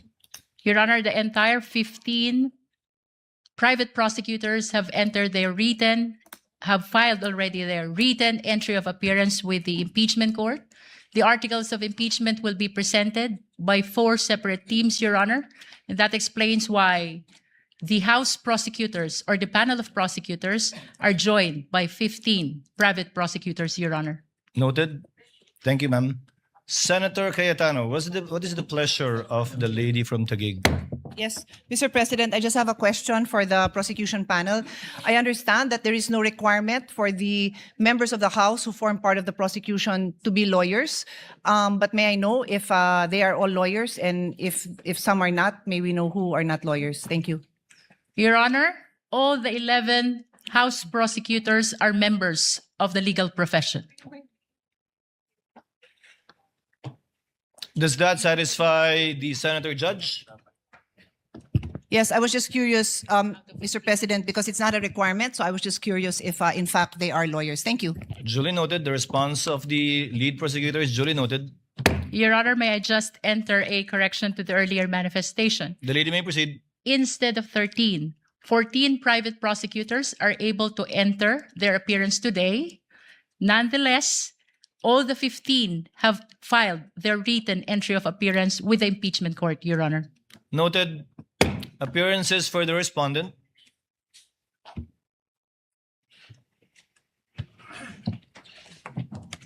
Good afternoon, Your Honors. I am Sheila Sison, respectfully appearing for Vice President SARA Duterte. With the permission of the court, my co-counsel will enter their respective appearances. You may proceed. Gregorio Y. Narvasa II.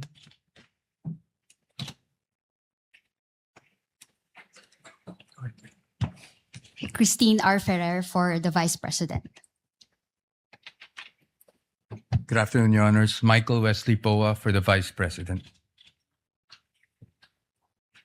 Good afternoon, Your Honors. Carlo Joaquin T. Narvasa for the Vice President.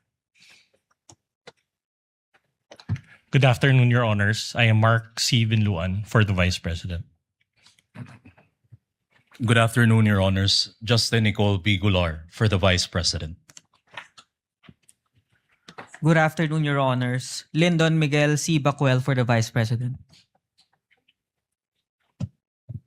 Good afternoon, Your Honors. I am Ralph Borja Bodota for the Vice President. Good afternoon, Your Honors. Roberto Narvasa Batongbakal for the Vice President. Good afternoon, Your Honors. David Runel M. Gully VII for the Vice President. Good afternoon, Your Honors. Carl Grace G. Oroseo for the Vice President. Good afternoon, Your Honors. Clarlene Radok for the Vice President. Good afternoon, Your Honors. Francesca Marie V. Flores for the Vice President. Good afternoon, Your Honors. Miguel Carlos Albar Fernandez for the Vice President. Chair notes the entry of appearance of the counsels for respondent Vice President SARA Duterte, and Chair likewise notes that the Vice President is not physically present but represented more than adequately by her counsels who entered their appearance. On May 19, 2026, the court, pursuant to Rule 7 of our rules, issued the summons to Vice President SARA Duterte to answer to the articles of impeachment. On May 20, 2026, the Sergeant at Arms served the summons on the Vice President and made a return of service under oath before the Secretary of the Senate. Let the return be entered at large into the records pursuant to Rule 8 of the Rules of Procedure on Impeachment Trials. So ordered. Likewise, the court received pleadings, comments, manifestations filed by the parties. All such pleadings, comments, manifestations, and requests filed by the parties, as well as all issuances and orders of the clerk, as well as the clerk of court, made through the presiding officer, are hereby deemed read into the records of the case. So ordered. At this juncture, the chair would like to direct the parties to prepare for their opening statements. We will start with the prosecution. May I know from the prosecution who will deliver the opening statement and from the respondent who will deliver the opening statement? Under our rules, only one lawyer shall deliver the opening statement for either side. I presume, Representative Luistro, you will deliver for the prosecution and for the on the part of the respondent? I will deliver the opening statement for the defense, Your Honor. Representative Luistro from the panel of prosecutors of the House of Representatives is now recognized to deliver her opening statement for the prosecution. You may proceed, ma'am, and you have 15 minutes. Your Honor, before I proceed, the prosecution respectfully moves for the reading of the 4 articles of impeachment and the entry of the corresponding answer or plea for each article of impeachment, Your Honor. Your Honor, this is consistent to the Senate rules on impeachment, particularly Rule 7, Your Honor, the last paragraph of which mentions about failure to appear, failure of the lawyer to appear, and failure to file answer. There should be an entry of plea of not guilty. Likewise, Your Honor, under Rule 9 of the Senate Rule of an Impeachment, which says that the person impeached shall then be called to appear and answer the articles of impeachment against him or her. In this rule, Your Honor, it was likewise provided that the name of the person appearing in behalf of the respondent should be entered into the record. And by the answer, Your Honor, it is humbly believed that it pertains to the particular plea of whether guilty or not guilty of the respondent, Your Honor. Likewise, Your Honor, under Rule 21, Your Honor, the trial of all the articles of impeachment shall be completed before the senators vote on the final question of whether or not the impeachment is sustained. It is gleaned from this rules, Your Honor, that the senators will be voting on a per article basis, Your Honor. And that is why it is the humble submission of the prosecution that there should be reading of the article and entry of the particular plea per article, Your Honor. This likewise, Your Honor, manifests our complete adherence to the mandate of the Constitution sa pagbasa po ng mga artikulo ng impeachment at pagpapasok ng sagot ng respondent. Maipakita po natin sa sambayanang Pilipino ang ating pagsunod sa mandato ng konstitusyon. Likewise, Your Honor, it upholds due process not only of the respondent but also of the Filipino people. Sa pagbasa po ng mga artikulo ng impeachment, she will be informed of the nature of the accusation against her bago pa po siya sumagot whether she is guilty or not guilty, Your Honor. Likewise, Your Honor, ang 4 na artikulo po ng impeachment ay nakabase sa iba't ibang alegasyon ng facts at iba't ibang nature of accusation or cause of action, Your Honor. And with that, Your Honor, it is perceived that there is a possibility that the plea of the respondent to each and every article will be different from one another, Your Honor. And lastly, Your Honor, this is consistent with the Senate rules on impeachment because the senator judges, the honorable senator judges, Your Honor, will be voting on a per article basis after the conclusion of the trial of this impeachment case, Your Honor. The chair will respond. Unless the counsel for respondent would like to say something about the motion of the distinguished lead prosecutor. Yes, Your Honor, may I comment? The lady may before proceed. Before the presiding officer can rule on the motion or request of the lead prosecutor. But before I give my comment, may I just clarify if the lead prosecutor is now making a motion to arraign the respondent accused.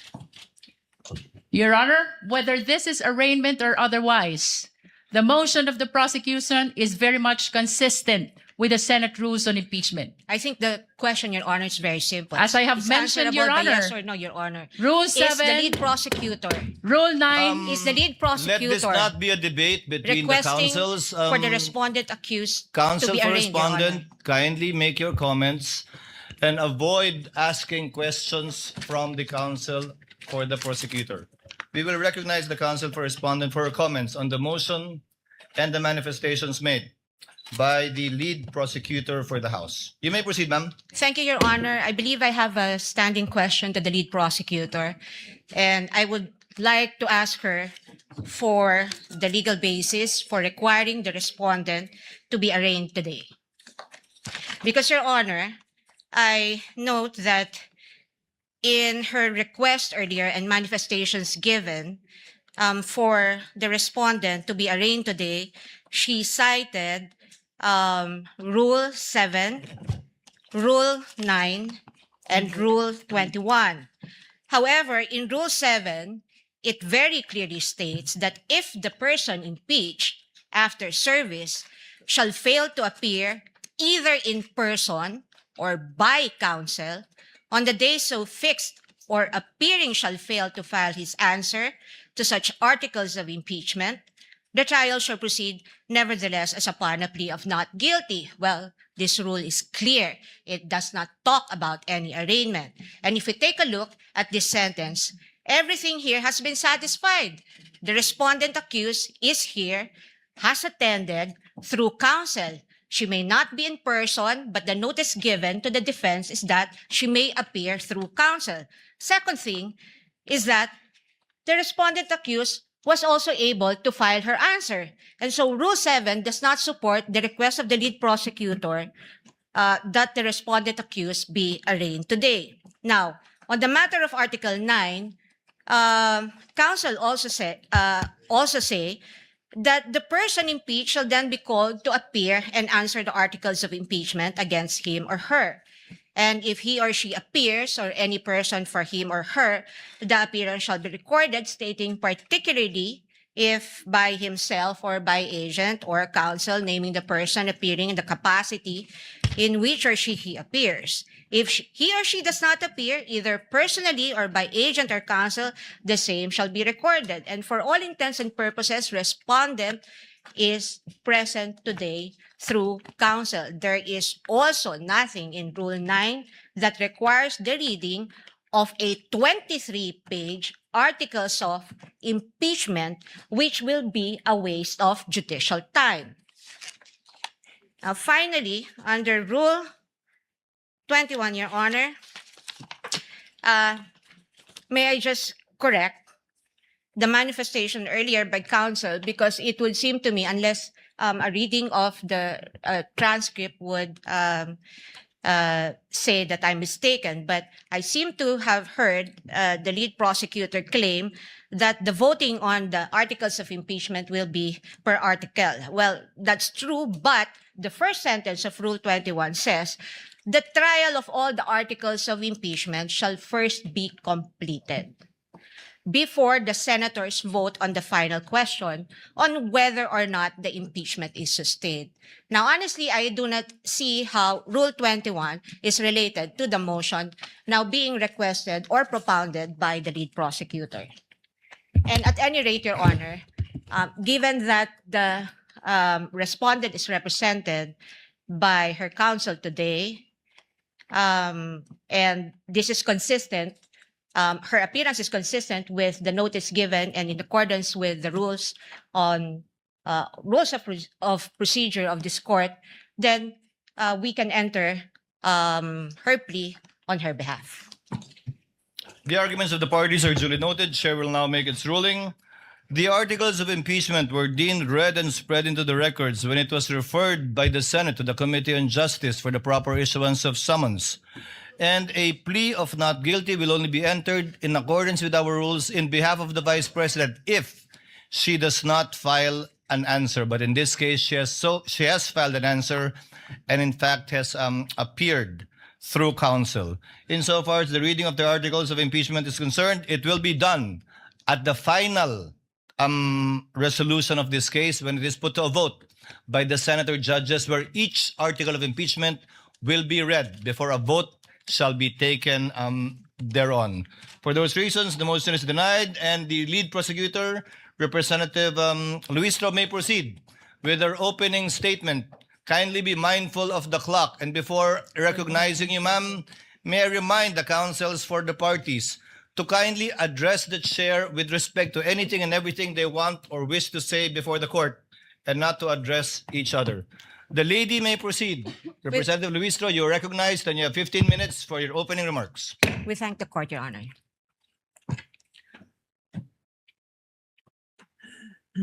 Mr. Presiding Officer, the Honorable Cheese Escudero, the Honorable Senate President, Honorable Win Gatchalian, sa atin pong mga kagalang-galang na Senator Judges, mga minamahal na kababayan, sa loob ng bulwagan o sa labas man, mga nakatutok sa telebisyon, sa cellphone o sa radyo, saang sulok man ng mundo, kayo naroroon.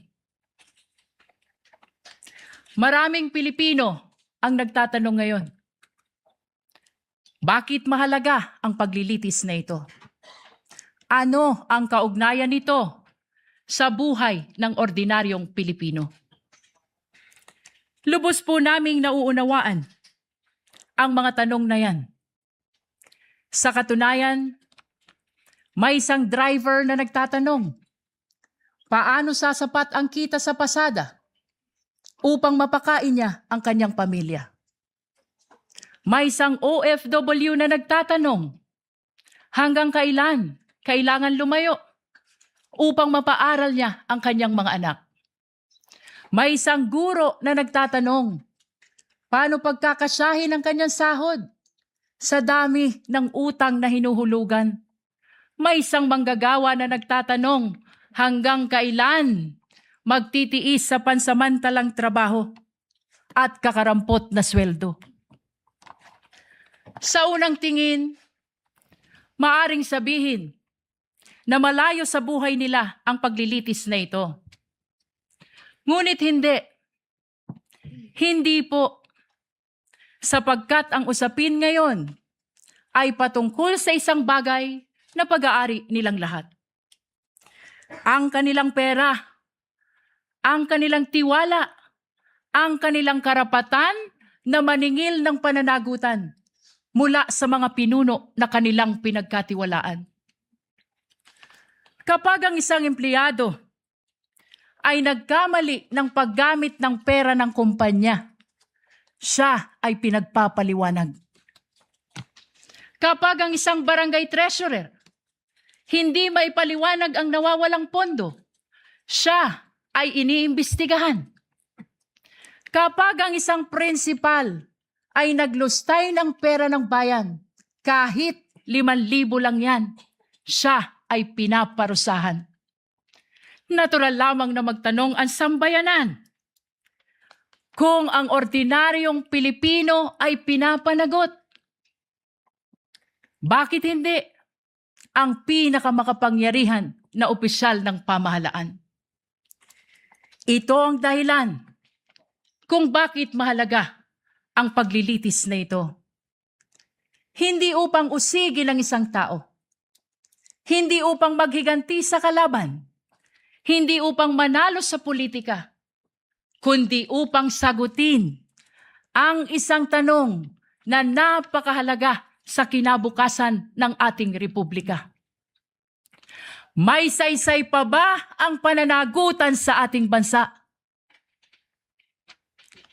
Sapagkat ang kasong ito ay higit at lampas sa sino mang opisyal.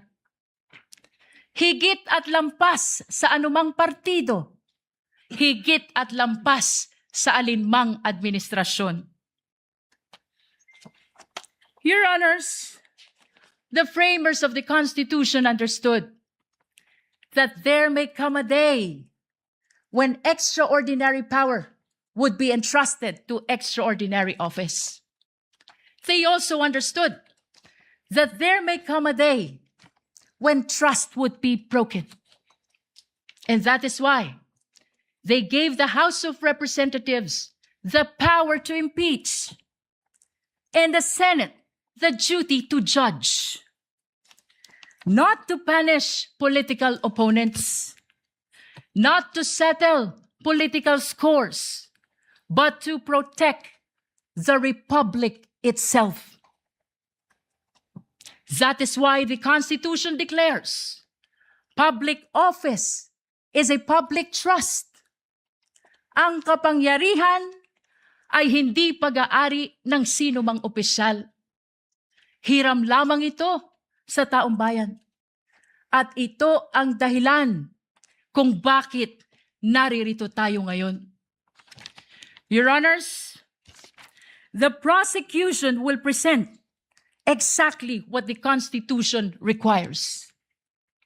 Evidence. Hindi chismis. Hindi haka-haka. Hindi propaganda. At lalong hindi SOCMED narrative. Evidence. Official records. Financial documents. Government reports. Video recording. Statements under oath. Independent findings of institutions created by law. Mga dokumento na hindi bumoboto. Mga records na walang partido. Mga katotohanan na walang kulay pampolitika. Sa unang tingin, maaring magmukhang magkakahiwalay ang 4 articles of impeachment. Confidential fund, unexplained wealth, bribery and corruption, threat against constitutional order. But these are not 4 separate stories. These are 4 chapters of the same story. Story about power exercised without accountability. Story about public trust betrayed. Story about public office that stopped answering to the public. On the first article of impeachment, the evidence will show that more than 612 million pesos in confidential fund entrusted to the office of the Vice President and the Department of Education were disbursed, transferred, and liquidated under circumstances that cannot withstand scrutiny. 612 million pesos. Hindi ito pera ng gobyerno. Pera ito ng sambayanan. Pera ng manggagawa. Pera ng magsasaka. Pera ng OFW. Pera ng guro. Pera ng bawat Pilipino na nagbabayad ng buwis at nagtitiwala na gagamitin ito ng tama. The evidence will show liquidation reports supported by questionable documents. The evidence will show acknowledgement receipts bearing names government records could not verify. Names that transformed accountability into a mockery. Pananagutan na naging kalokohan. Names that insulted the intelligence of the Filipino people. Mary Grace Piatos, Milky Sikuya, Kokoy Villamin.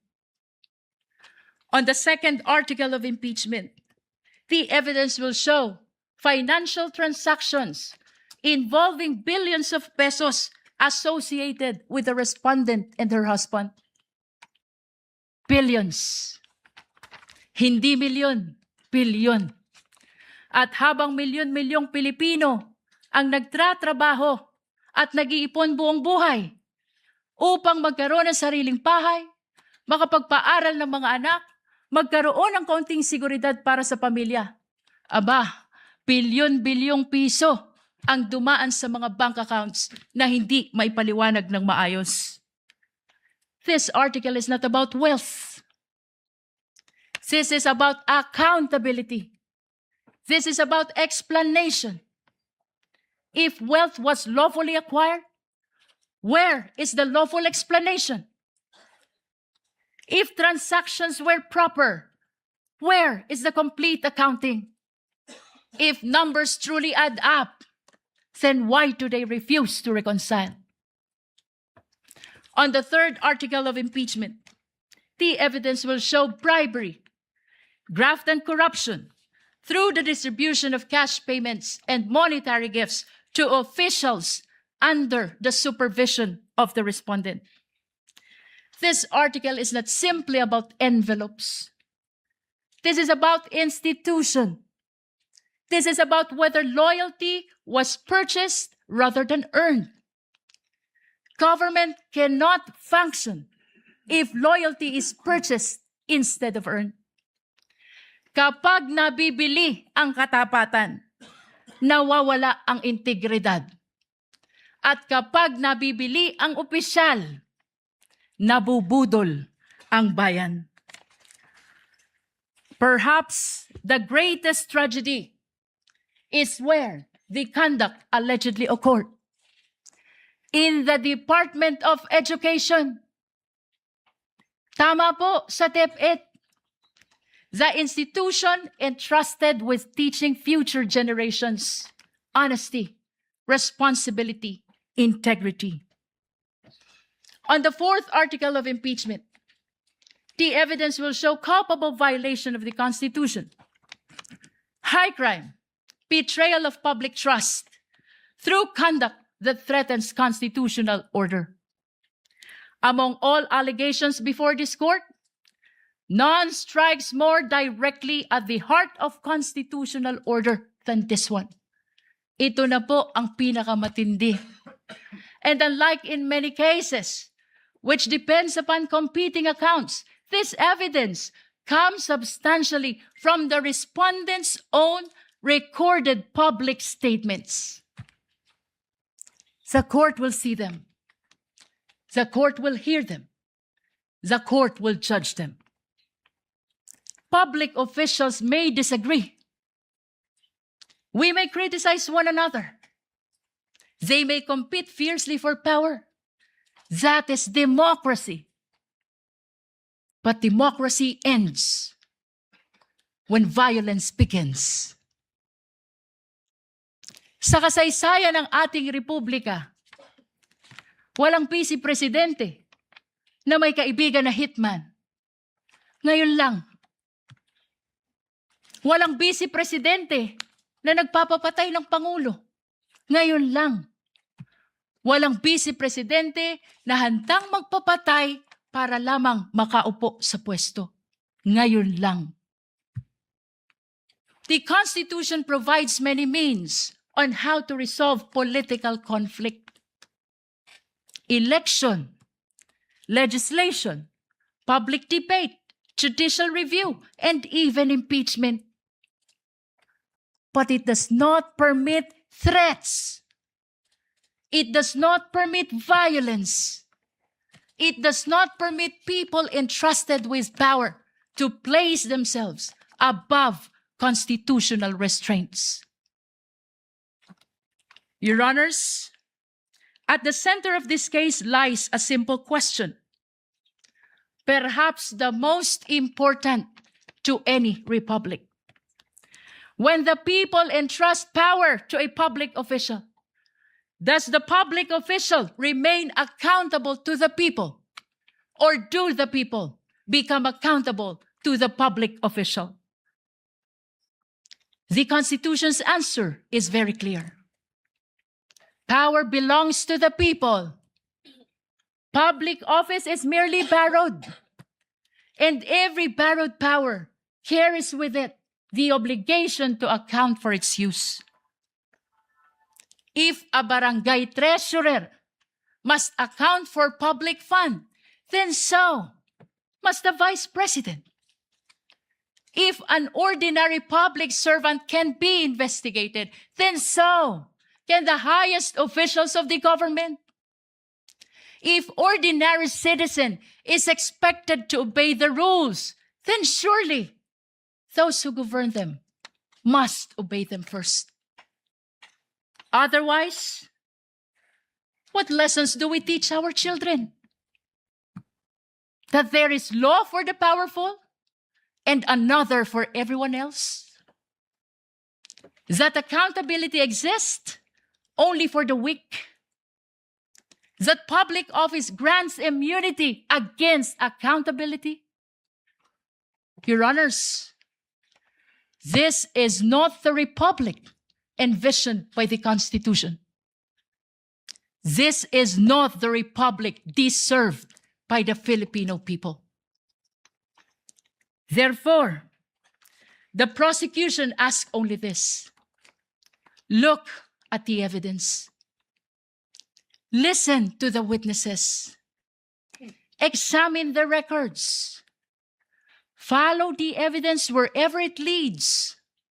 Judge this case not by politics, not by popularity, not by fear, not by loyalty. Judge this case by the Constitution. Judge this case by the evidence.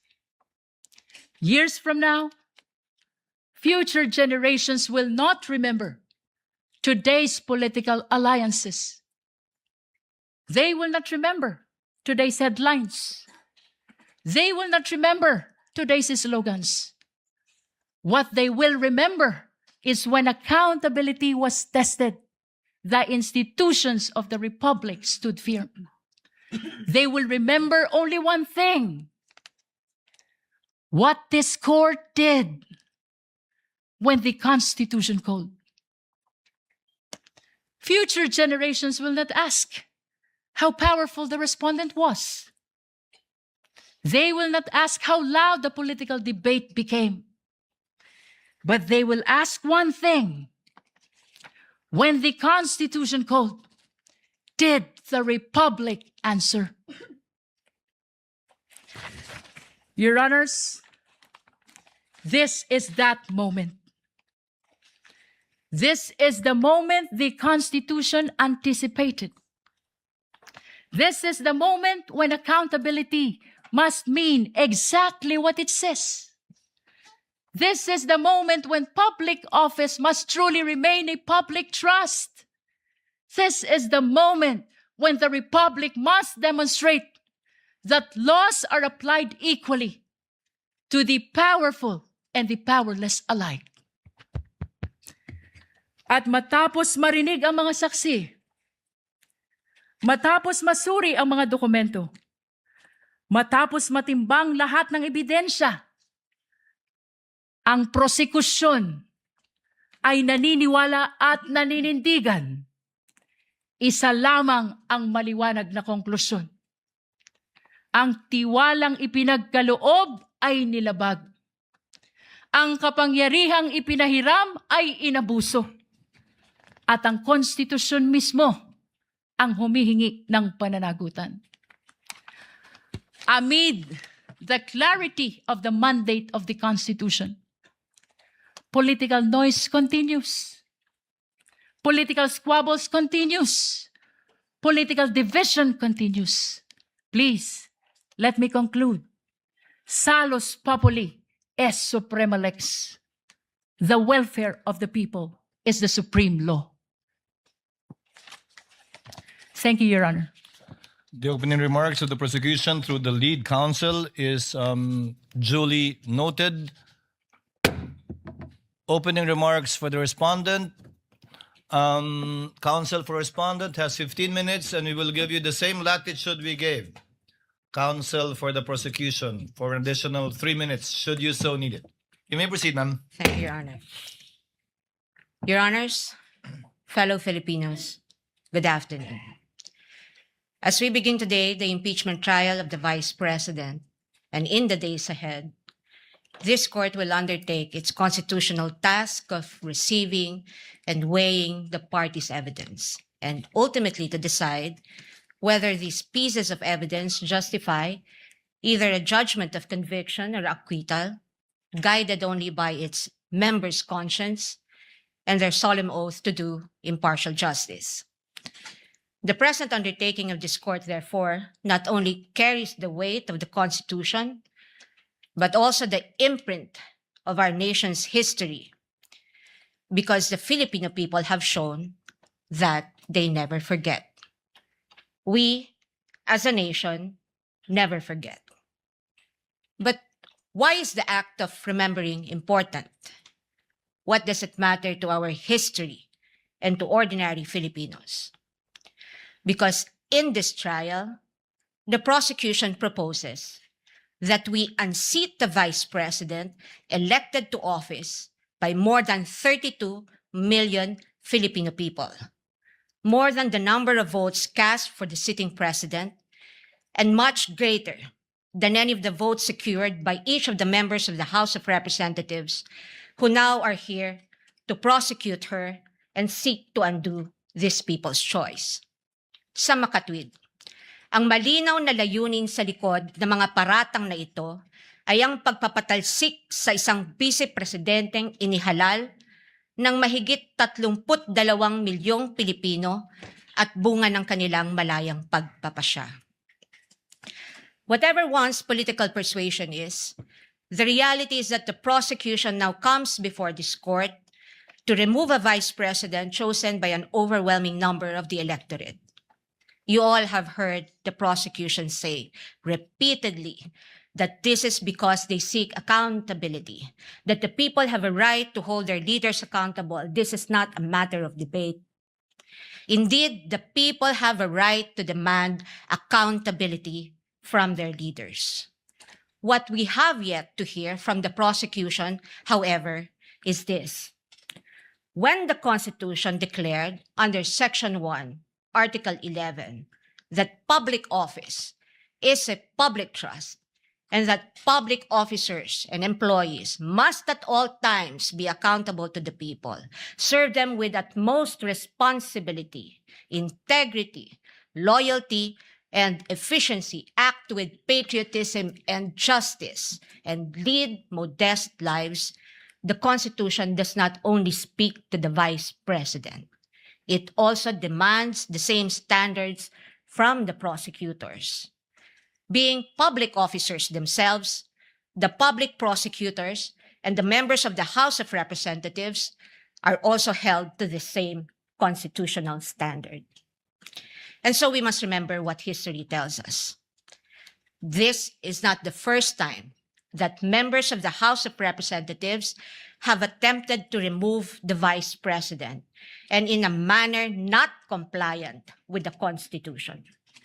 In a July 25, 2025 decision, the Supreme Court unanimously declared in Duterte versus House of Representatives, GR numbers 278353 and 278359, that the impeachment proceedings in the House of Representatives were tainted with grave abuse of discretion, rendering the articles of impeachment that the House transmitted last year to the Senate as void ab initio. Early this year, the Supreme Court unanimously denied with finality the House of Representatives' motion for reconsideration of that decision, with a reminder that while impeachment is a powerful democratic process to call out corruption and grave abuse, impeachment can be abused, and that impeachment should never be abused to maintain the hegemonic dominance of greed by shaming those who occupy high government positions into preventing them from doing what they were sworn to do.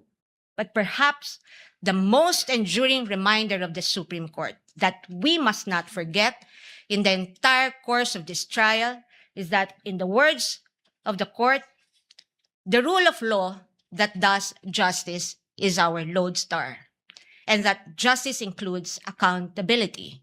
Justice includes fairness. Without fairness, there is abuse. This fairness is what our democracy is all about. It is in light of these reminders that we draw attention to certain fundamental legal principles that we think we must not forget throughout this trial. Mga batayang prinsipyo na dapat nating tandaan sa buong panahon ng paglilitis na ito, anuman ang ating kulay o politika. If we are to be true and honest to our proclaimed values, such as the pursuit of accountability, justice, and integrity in our system of government, then we must remain possessed of an unyielding resolve to ensure that the trial and judgment in this case are done in accordance with the command of the Constitution, the majesty of the law, and the discipline required by the rules. Otherwise, those who stand in sanctimonious judgment of the Vice President will send a clear message that the law can be bent when it suits the convenience of the powerful, and that justice can be sacrificed at the altar of partisan interests. Mahalagang tandaan ang mahigpit na paalala ng ating Korte Suprema. Impeachment is not a purely political proceeding. It is primarily a legal, political, and constitutional mechanism. Ibig sabihin, kailangang naayon sa batas at konstitusyon ang anumang proseso nito. According to the Constitution, it is the Senate that shall have the sole power to try and decide all cases of impeachment. This power is not shared. The Constitution gives no other body, department, tribunal, agency, or a mere committee of any of these institutions the power to try an impeachment case. The House merely initiates, the Senate tries. Yet, we have seen the Committee on Justice conduct what its chairperson, the lead prosecutor in this case, described as a mini trial, which, as we all had witnessed, became a vast fishing expedition of alleged evidence that were not even part of the impeachment complaints under its consideration and which the respondent accused was made to answer.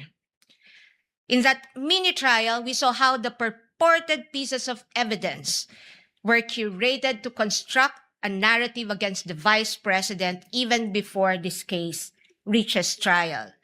The articles of impeachment presented before this court as an exercise of the House's power to initiate impeachment cases are therefore, in sober truth, the product of an impermissible intrusion of clear constitutional boundaries.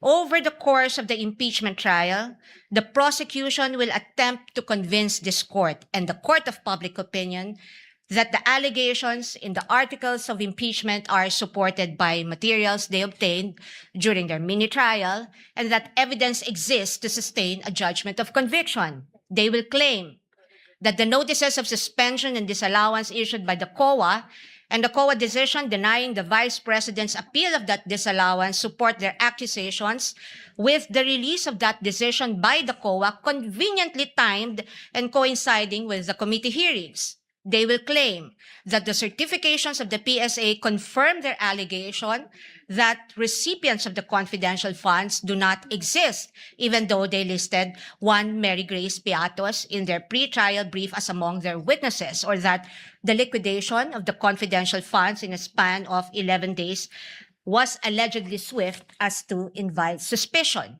The prosecution will assert that the supposed NBI findings of similar signatures across a number of acknowledgement receipts submitted to the COA are supportive of their conclusion that the disbursements of the confidential funds were irregular. What the prosecution avoided informing the public so far are these: that it was the then Secretary of the Department of Budget and Management, Amena Pangandaman, who issued a memorandum for the President through Executive Secretary Lucas Bersamin on October 18, 2022, recommending the approval of the Office of the Vice President's request for confidential funds. That the Office of the President did in fact approve that recommendation of the DBM through a memorandum from the Executive Secretary dated November 28, 2022, and signed by the former Executive Secretary Lucas Bersamin by order of the President. That on December 13, 2022, the DBM issued a special allotment order number SARO-BMB-C-22-001-2004, signed by former Secretary Amena Pangandaman to cover the request of financial assistance, subsidy, and confidential funds of the OVP that, notwithstanding the impending end of the fiscal year, the confidential funds were nonetheless released to the OVP on December 20, 2022 under this documented approval process.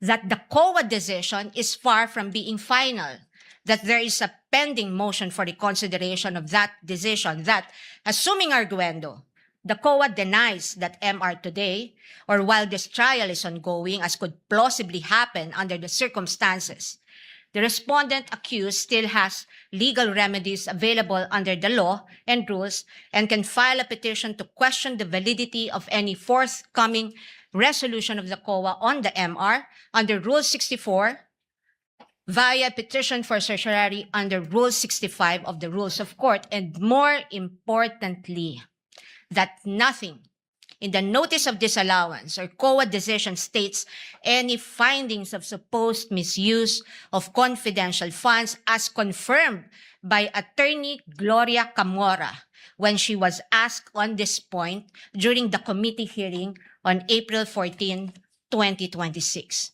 Across all other articles, the prosecution will lay a landscape of what it deems to be their evidence in support of their speculations and conclusions. We are not strangers to all these accusations precisely because this was not the first time these narratives were foisted into the minds of the general public. We have heard the same tales and stories of these accusations since 2024, when the House conducted its Quadcom hearings and most recently the mini trial of its Committee on Justice. But what we must not forget amid all these accusations is the fundamental legal principle that the burden of proof never shifts. The burden of proof never shifts. He who accuses must prove his allegations with evidence that meets not only the degree of proof required, but also meets the evidentiary standards of admissibility, credibility, relevance, materiality, and competence.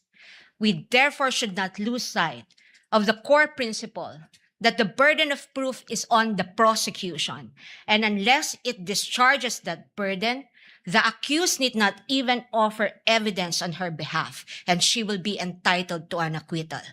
This is the law then. This is the law now. And the underlying principle for this burden of proof is simple. Under our Constitution, every accused is presumed innocent until proven otherwise. An accused has in her favor the presumption of innocence, which the Bill of Rights guarantees. This also brings to fore the reality that, in the words of the Supreme Court in People versus Pagal, the individual citizen is but a speck of particular molecule vis-a-vis the vast and overwhelming powers of government, and his only guarantee against oppression and tyranny are his fundamental liberties under the Bill of Rights, which shield him in times of need. Sa madaling salita, kinikilala ng ating saligang batas na sa bawat paglilitis, ang isang individual ay nahaharap sa malalim at napakalaking makinarya ng buong Estado. At ang tanging sandigan lamang niya laban sa anumang pang-aabuso ng kapangyarihan ay ang kanyang mga batayang karapatan sa ilalim ng ating konstitusyon. Kaya't mahalagang linawin na sa gitna ng pagtatangkang ikondisyon ang kaisipan ng mamamayang Pilipino at sa gitna ng walang humpay na komentaryo sa mga pampublikong espasyo, wala pang maituturing na anumang ebidensya o alegasyon na napapatunayan ng prosekusyon sa simpleng dahilan na ang bawat ebidensya ay kailangang dumaan muna sa paglilitis at pagsusuri ng korteng may tanging kapangyarihan sa ilalim ng ating saligang batas. Higit sa lahat, ang anumang paglilitis ay kailangang naayon sa itinatakda ng ating batas at konstitusyon at hindi lamang sa kagustuhan ng iilang may hawak ng kapangyarihan. One might ask, why is it important that we must not forget these basic principles? The ruling of the Supreme Court tells us why. The Bill of Rights applies to the entire impeachment process because inasmuch as our court recognizes that impeachment is a political process, it reminds us that it is not a purely political process, but a legal and constitutional mechanism. Thus, if we are to uphold the rule of law, serve justice, and invoke the accountability mechanism, then this court and we as a people must guarantee that all efforts to hold our leaders accountable must be done right. This we must not forget. I thank the court and the public for the privilege of your time. May God bless our country. Opening statement of the counsel for respondent is duly noted and entered into the records. The court will now proceed to dispose of some of the incidents that were brought up during the pre-trial conference, as well as other pending matters and motions. First, on the sequence of the presentation of the articles of impeachment, the pre-trial order stated that the prosecution has a free hand to determine the sequence of the presentation of the articles of impeachment. However, respondent will be similarly accorded the same right insofar as the presentation of their evidence and witnesses in chief is concerned. May we now learn from the panel of prosecutors rather, what will be the sequence of presentation of the articles of impeachment that they intend to pursue? Attorney Jokno is recognized. You may proceed, sir. Thank you, Your Honor. The first article we will be presenting will be Article 4 on grave threats. Second will be confidential funds, Article 1. Third, bribery, that is Article 3. And the fourth is unexplained wealth, Your Honors. That's Article 4. No, 2. I'm sorry, Article 2. I stand corrected. So the sequence of presentation shall be Article 4, Article 1, Article 3, and then Article 2. Yes, that is correct, Your Honor. So I presume that beginning tomorrow, once we issue the subpoena for your first set of witnesses, you shall begin with Article 4. Yes, Your Honor. Again, Chair rules that the respondents have the same and equal privilege of presenting its case as it so desires when it's time to present its evidence in chief shall come. What is the pleasure of the counsel for respondent?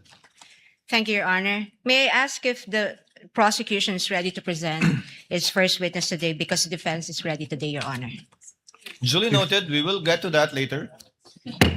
Next Your item Honor, in the please. agenda. If Your Honor, please. Yes, I Representative have just Jokno. noticed that Your Honor had already directed the counsel for the defense not to propound questions to the prosecution. This is already the second time that she's doing that. She appears to be assuming or arrogating the powers of the court, because as I understand the rules, it's only the court that can propound questions to the counsels.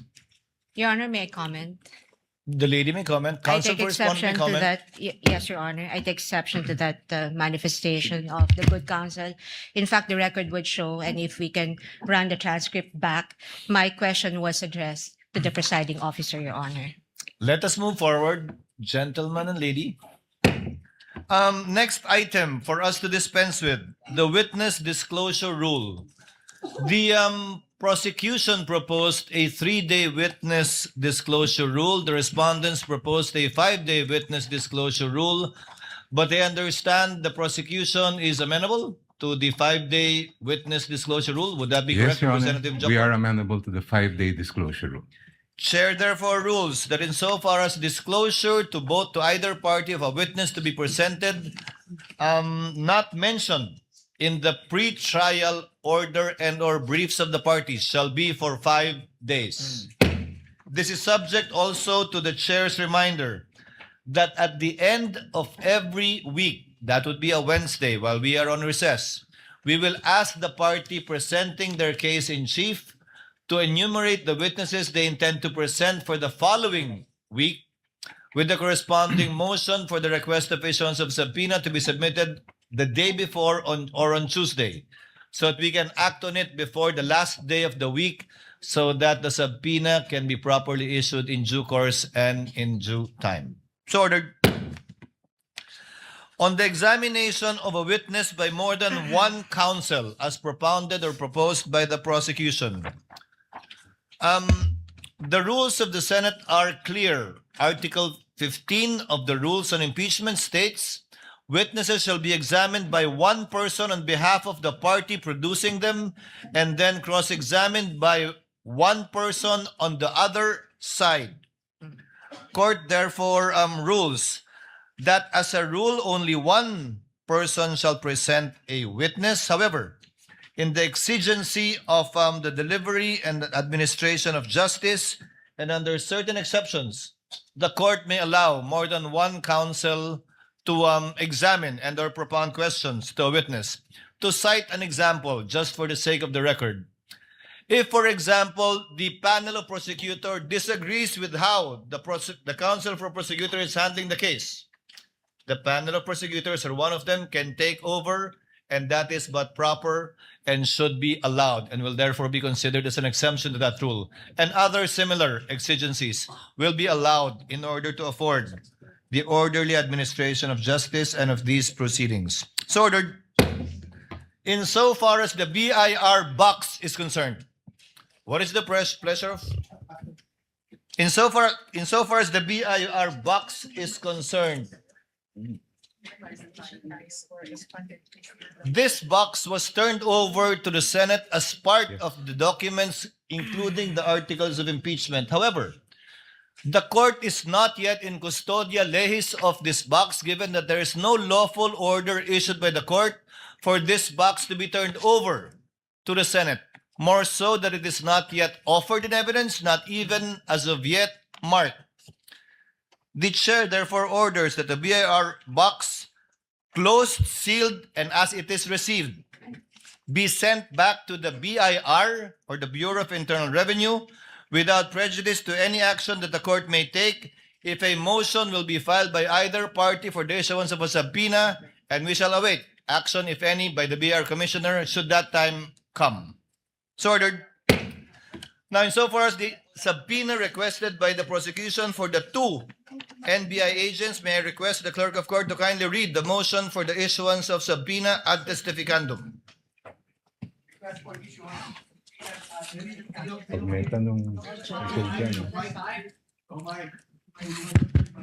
The prosecution, to the undersigned public prosecutors, respectfully requests the issuance of subpoenas ad testificandum, directing the following witnesses to appear and testify before the Honorable Impeachment Court on July 6, July 7, and July 8, 2026 at 2 p.m.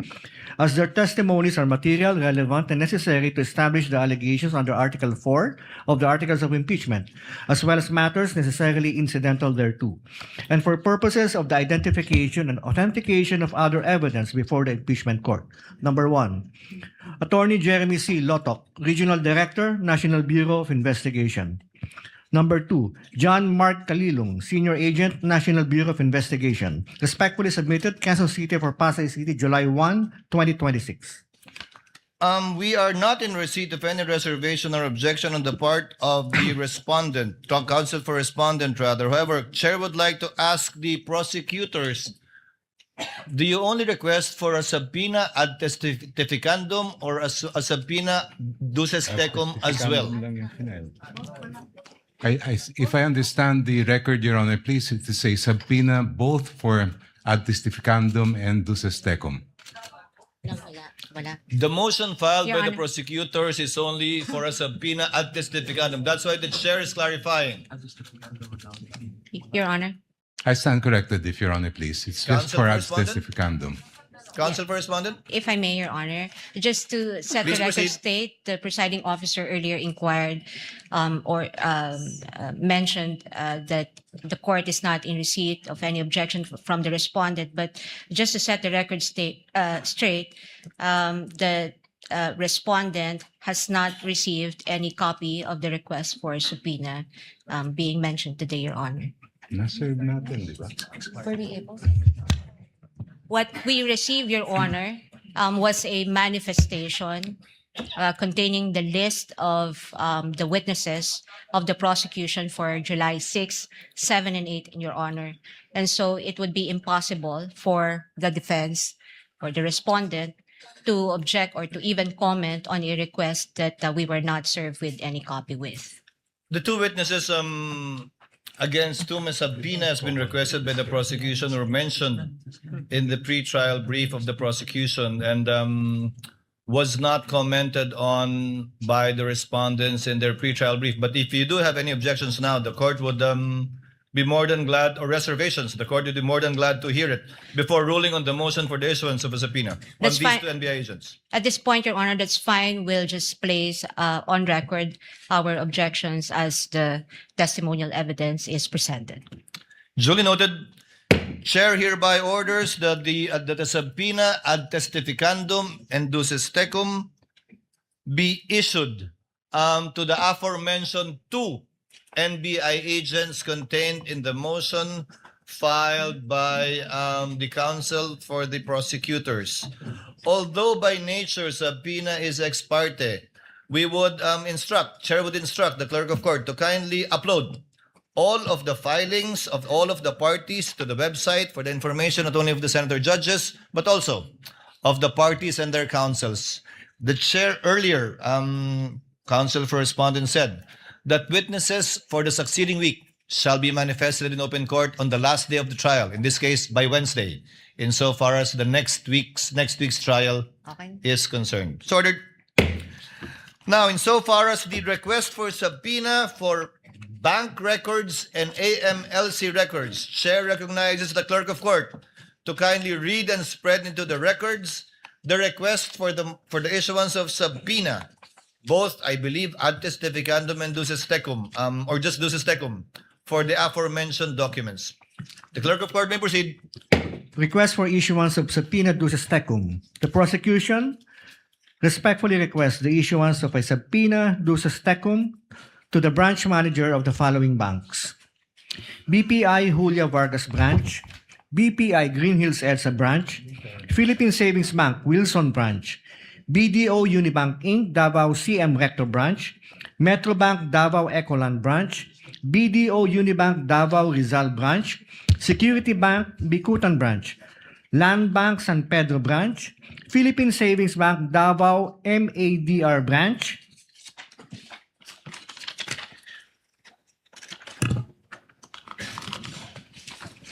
requiring him or her or his or her authorized representative to submit to the clerk of the impeachment court on or before 24 June 2026 at 9 a.m. the certified true copies of all records, documents, books, papers, electronic data, communications, and information in the possession, custody, or control of the bank relating to any account, deposit, investment, trust, loan, safety deposit, or other financial transactions maintained, opened, closed, controlled, beneficially owned, or jointly held by Sara Z. Duterte and or Manasseh R. Carpio, whether individually, jointly with each other, jointly with any other person, or through any authorized representative, nominee, attorney in fact, or signatory for the period January 1, 2007 to December 31, 2025, including but not limited to: number 1, records identifying account numbers, account types, know your customer documents such as but not limited to customer information forms and signature cards. Number 2, monthly bank statements, average daily balances per calendar year, year-end balances from January 1, 2007 to December 31, 2025.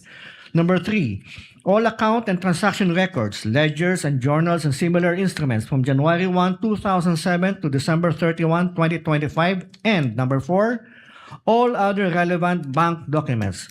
Request for subpoena duces tecum to the Anti-Money Laundering Council, to Honorable Eli M. Remolona Jr., Chairman, AMLC, to Attorney Ronel U. Benaventura, Executive Director, AMLC, requiring him or her or his or her authorized representative to submit to the clerk of the impeachment court on or before 24 June 2026 at 9 a.m. original or certified true copies of the following: number 1, all reports of covered transactions and suspicious transactions filed by banks and all other financial institutions and covered persons required to submit covered transaction reports and suspicious transaction reports to the AMLC involving Sara Duterte Carpio and or Manasseh R. Carpio covering the period of 2006 to 2025. Number 2, any and all investigation reports or related reports or documents prepared by the AMLC involving the reported covered transactions or suspicious transactions. And number 3, electronic copies including Microsoft Excel files, database extracts, or machine-readable formats of AMLC, CTRs, and STRs for the period 2007 to 2025 involving Sara Duterte Carpio and or Manasseh R. Carpio. Respectfully submitted, Quezon City for Pasay City, June 18, 2026. Your Honor, may I comment? If Your Honor, please, before the defense makes a comment, just to obviate the proceedings and to facilitate the hearing today, if I may. The First, chair has not recognized anyone yet. may I be recognized, Your Honor?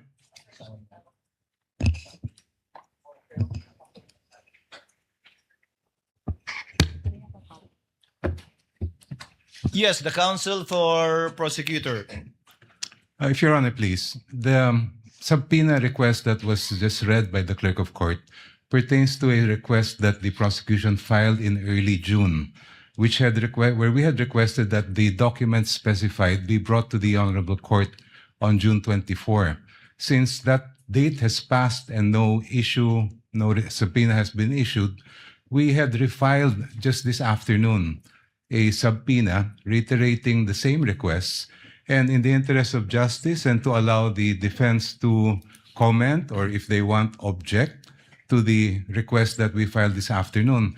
Perhaps if I may suggest, if Your Honor, please, that we provide the copy to the defense, give them a period of time to submit their opposition or objection, and as well the same period of time to the prosecution to reply before the Honorable Court rules on this Counsel, request. Is the motion for subpoena ducis tecum and/or ad testificandum that you filed today exactly the same as what you filed before? No, Your Honor. It contains the same documents that we had requested earlier, but there were some additional documents that were also mentioned in the request we filed this afternoon. So you asked for additional documents and Yes, Your information. Honor. What does counsel for respondent say? Your Honor, before I give my comment on the request for subpoena, I thank the good counsel for offering to provide us a copy of the request for subpoena, but we would also ask that we be provided with the June 2026 copies of the request for subpoena, as well as the new one that the counsel mentioned today. But just for the record, it would seem to me that the request for subpoena covers documents involving years from 2006 up to 2025. And again, just for the record, this would seem to violate the Duterte versus HOR ruling, which very clearly states that the impeachment must be only for those acts or omissions within the impeachable years and terms and office of the official. But nonetheless, Your Honor, just so we're able to fully ventilate whatever objections or comments that we may have on this request, and considering that for today and in the disclosure made by the prosecution, they will begin with Article 4 and all these documents seem to pertain to Article 2, then we will ask for 10 days to file our comment on this request for subpoena, Your Honor.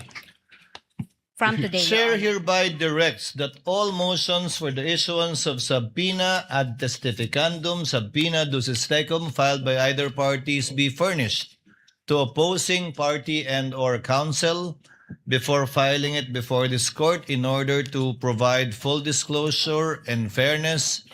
But instead of 5 days, counsel, chair is giving both parties 5 days to submit their respective memoranda and/or position insofar as it is concerned. We will afford the parties time to argue their position before the court so that the senator judges can hear your position in addition to your extended written memoranda insofar as this crucial issue of issuance of a subpoena ducis tecum ad testificandum on certain bank records and AMLC records, which the chair will schedule, giving ample notice to the parties in due time. Is that okay with both sides? Just for clarity, Yeah. Your Honor. Yes, counsel for respondent. May I ask that the period, if the period for the parties to submit or the respondent to submit its comment, her comment on the request for subpoena would be 5 days from today, Your Honor? From today, but you can submit it on Monday since it lands on a Saturday. Second, Your Honor, the presiding officer mentioned that we also must submit a memorandum or position paper on this, Your Honor. If you so desire, or you simply can argue it in open court, Okay, But Your you may want to submit an extended written memorandum on the matter for the easy reading of the senator judges pertaining to this issue. Last, Your Honor, will the court also schedule an oral argument on the respective positions of the parties? Yes, Chair will do that. Thank you, Your Honor. And this would not be on Monday, Your Honor. No, that will not be on Monday. Thank you, Your Honor. If Your Honor, Counsel please. for prosecutor? Yes. May I be allowed to make a counter manifestation, just a brief one with respect to the statement of the defense counsel regarding the application of the case of Duterte versus House of Representatives. The gentleman may proceed briefly. Your Honor, the decision and the resolution of the Supreme Court in that case did not say that any preterm evidence is inadmissible. There is no statement like that at all in the entire decision and the resolution. What the Supreme Court said, and I quote, was very simple. The basis of any charge must be for impeachable acts or omissions committed in relation to their office and during the current term of the impeachable officer. All of the articles in this particular case pertain to impeachable acts committed by the Vice President during her term as an impeachable officer, including unexplained wealth. If I may just be allowed 1 minute, Your Honor, to explain that. The 1 minute. unexplained wealth, Your Honor, that is amassed prior to the term of a Vice President is relevant and material to her being an impeachable officer because wealth of the magnitude of millions or billions ay meron pa rin pong pakinabang po yan ang Vice President kahit hanggang ngayon. It's very clear that when a local government official, for example, who later becomes a national official, amasses hundreds of millions, if not billions of pesos, then that benefit continues today. Second, if Your Honor, please, integrity, hindi po pwedeng biyakin po yan na kesa dati ay hindi po ganon at ngayon may integridad. It's very clear that integrity is a continuing requirement of fitness for office. Thank you, Your Honor. Duly noted and entered into the records. May I respond? Just very briefly, Your Honor. Counsel I won't take correspondent. much time of the impeachment As court. a rejoinder to the statement and manifestation of Representative Jogna, briefly. Thank you, Your Madam, Honor. You may proceed. I think the good counsel has already stated precisely the reason for our position. We maintain our belief that the Duterte versus HOR ruling precludes any of these trawling incursion, again, on private records of so many individuals and so many entities when nothing in the articles of impeachment point to any specific allegations as to the relevancy of all these documents, Your Honor. But nonetheless, we will include all our position and as well as our objections on the request made today with respect to these documents. And what it would seem to the defense would be another 2.0 version of a fishing expedition. May I also, Your Honor, just to clarify also the period given to us to comment on the request for subpoena, may we ask that the 5-day period run from our receipt of the copies of the documents, Your Honor. We will make sure that the counsel for respondent will get that today. Thank you, Your Honor. The comments of both counsels of the parties are duly noted and entered into records. Chair would like to apologize to Senator Cayetano, who has been waiting for quite some time. Thank you for your patience and indulgence. Senator Thank you. Cayetano is recognized. What is your pleasure, sir? Presiding Senator Judge. Since we already stated as a court that we will take literally Section 3, subparagraph 6 of Article 11 of the 1987 Constitution, that no person shall be convicted without the concurrence of 2/3 of all members of the Senate. May I ask the members of this court, through the presiding justice, to consider, not today, I have a proposal, but not today, but to consider communication with the Sandigan Bayan for the attendance of Senator Dante Marcoleta and Senator Jinggoy Estrada considering that the presiding officer may correct me if I'm wrong, but if we get to Section 21, as discussed a while ago by the defense, the prosecution and defense, and we do not know what will happen. Their case may be dismissed. They can be out on bail. So we want them to be able to participate and observe the witnesses as senator judges here. I do know that Senator Jinggoy is under suspension, but there's an argument to be made that the impeachment court is sui generis. In ordinary committee hearings, we do coordinate with courts to ask that persons under their custody be delivered to the Senate or the House of Representatives under certain conditions. So I'd like to formally ask, Mr. President, that this court consider that. I will submit whether you'd rather have a caucus or a in-camera discussion, or if you want us all to submit our legal opinion. I wouldn't also mind the prosecution and defense weighing in, but considering that if they do not attend and they are here, sorry, Mr. President, considering that if they do not attend at all and cannot vote, their vote will be equal to a acquittal. And as we said from the start, we want a fair and we want justice, we want a fair impeachment trial. Sinabi ng prosecution na sana tignan yung ebidensya, pakinggan mga witnesses. So kahit gawin to ni Senator Marcoleta at kahit gawin to ni Senator Jinggoy, and of course, this is my personal opinion that may politika sa pagpapakulong sa kanila. That's my personal view. Allowing them to attend here might add to the integrity of the proceeding and actually make things easier when the time comes to render a verdict.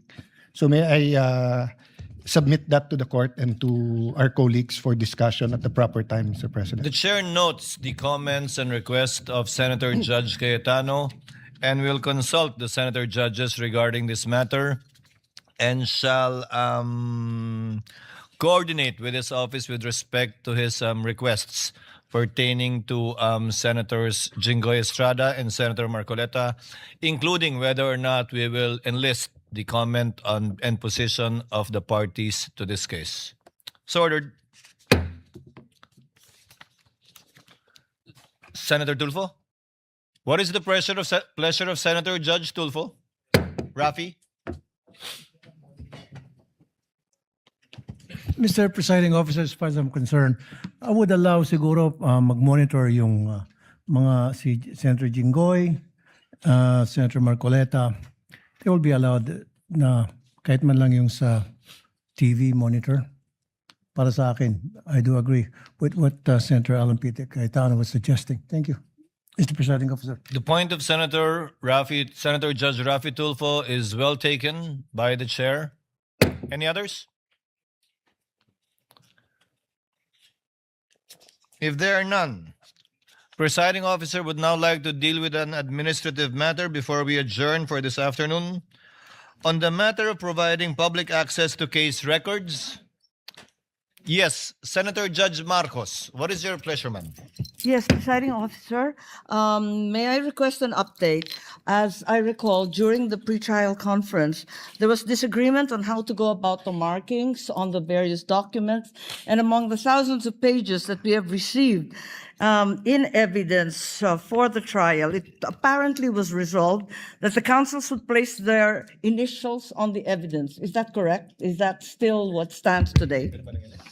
And each party would take their respective evidence or files and present the same during the trial to guarantee that the same evidence would be presented. Is that correct? That is correct, with the exception of some, I think, documents that where the original was not presented, which is being corrected, I think, by the parties as we speak. Are we in fact in receipt as judges of all these thousands of pages? Dahil ako, simple lang hinahanap ko yung affidavit of investigation, yung dalawang NBI na unang testigo na sana haharap ngayon, nakita ko sa libu-libong pahina na sinubmit, mali-mali ang pagka-annex ng AOI, hindi ko talaga mahanap. Tapos, ang sabi doon, Annex G.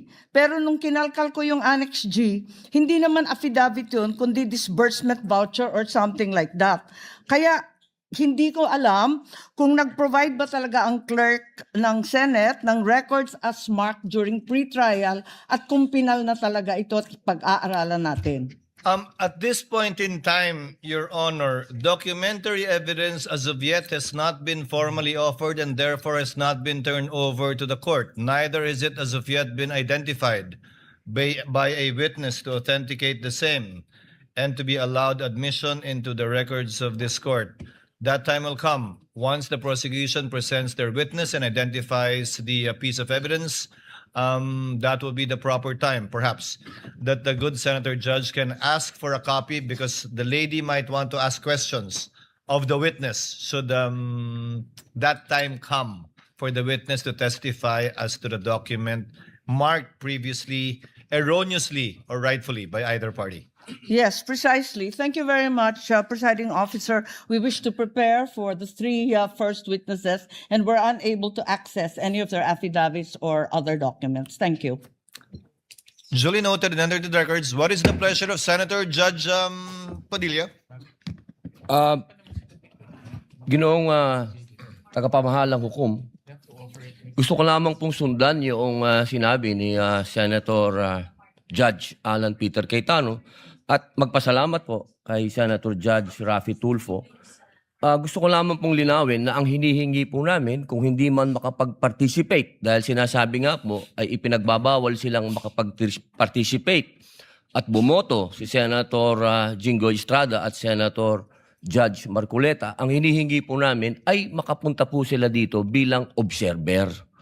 Hindi lang po basta monitor. Yun lamang po. Maraming salamat. Noted, at the proper time, we shall discuss this matter and settle it as a court or in caucus. There being no other senator judge who wishes to make a manifestation, comment, and or motion, Chair would now like to dispose of an administrative matter.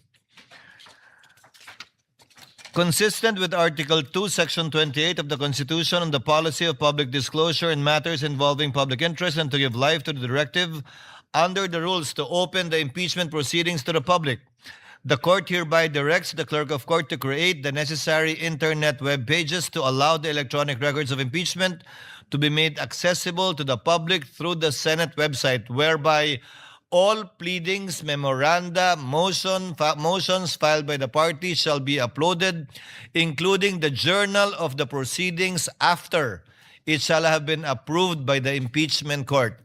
Yun lang po siguro yung madedelay ng konti dahil kailangan aprubahan muna ng impeachment court yung journal bago po namin ma-upload sa website. Yes, what is the pleasure of Senator Judge Bam Aquino?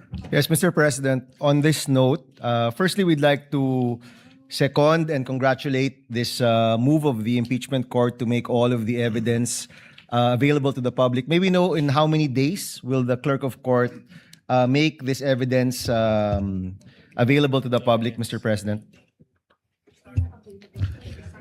They've started, but they have not completed it yet. As Senator Judge Marcos said, the documents are voluminous. I think it covers until 9Q, if I'm not mistaken, initially, when it was marked. About more than 10,000 documents. Mr. President, of course, in the same way, if this is made available to the public 6 months from now or 1 year from now, that defeats the purpose of having this made public. No, that will not happen. Yes, may we get a commitment from the clerk of court as to the delay by which presented evidence is made public, Mr. President? No.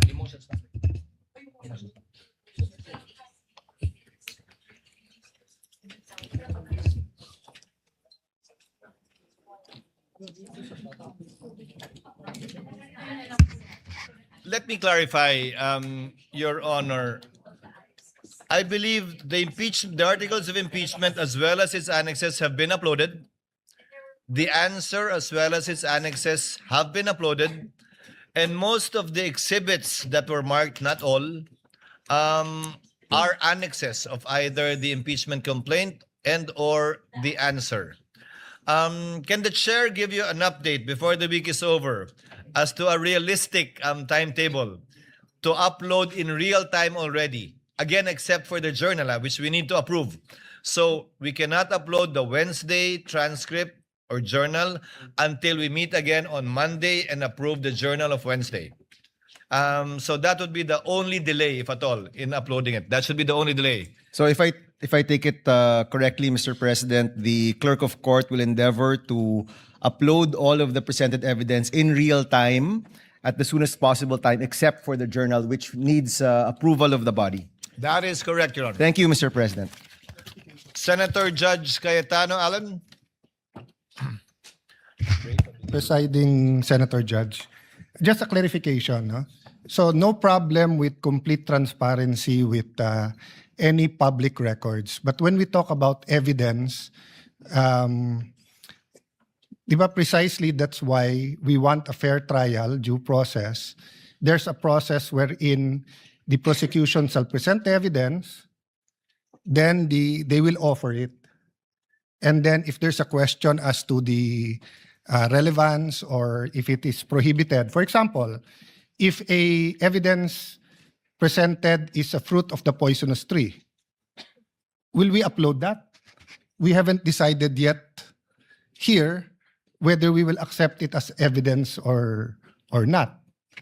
So let me tell you first which ones personally I don't have a problem with. Don't have a problem with the public records in general being completely transparent. I have no problem with senator judges given time to review everything, and I assume we're all trained to consider only the evidence that is later on admitted, offered and admitted. So my problem is that, for example, no, if someone offers now, between now and the trial, wiretapped recordings, do we upload that when we have not made a ruling yet on that? So I just want to be clarified on that. The chair will clarify. As the chair said earlier, only the pleadings, motions, and memoranda filed by the parties, and insofar as the exhibits marked are concerned, only those attached as annexes to either the articles of impeachment and or the answer to the impeachment complaint. Insofar as documentary evidence is concerned, it will only be admitted, and if at all admitted by the court and published once formal offer has been made. Until such time, we will not publish any documentary evidence even after being identified by a witness, because it is the formal offer that will determine its admission by the court after the Same party thing, rests. just to clarify, same with if we do issue a subpoena, duces tecum. The subject matter of the subpoena will not be published, but the motion for the issuance of a subpoena Thank you. will. Thank you for that clarification. Thank you, Your Honor. Senator Judge Erwin Tulfo is recognized. What is your pleasure, sir? Thank you, Mr. President. Thank you, Mr. Presiding Officer. Just want to be clarified. I need a clarification, Mr. Presiding Officer, with regards to this Anti-Money Laundering Council documents or pieces of evidence that will be submitted here.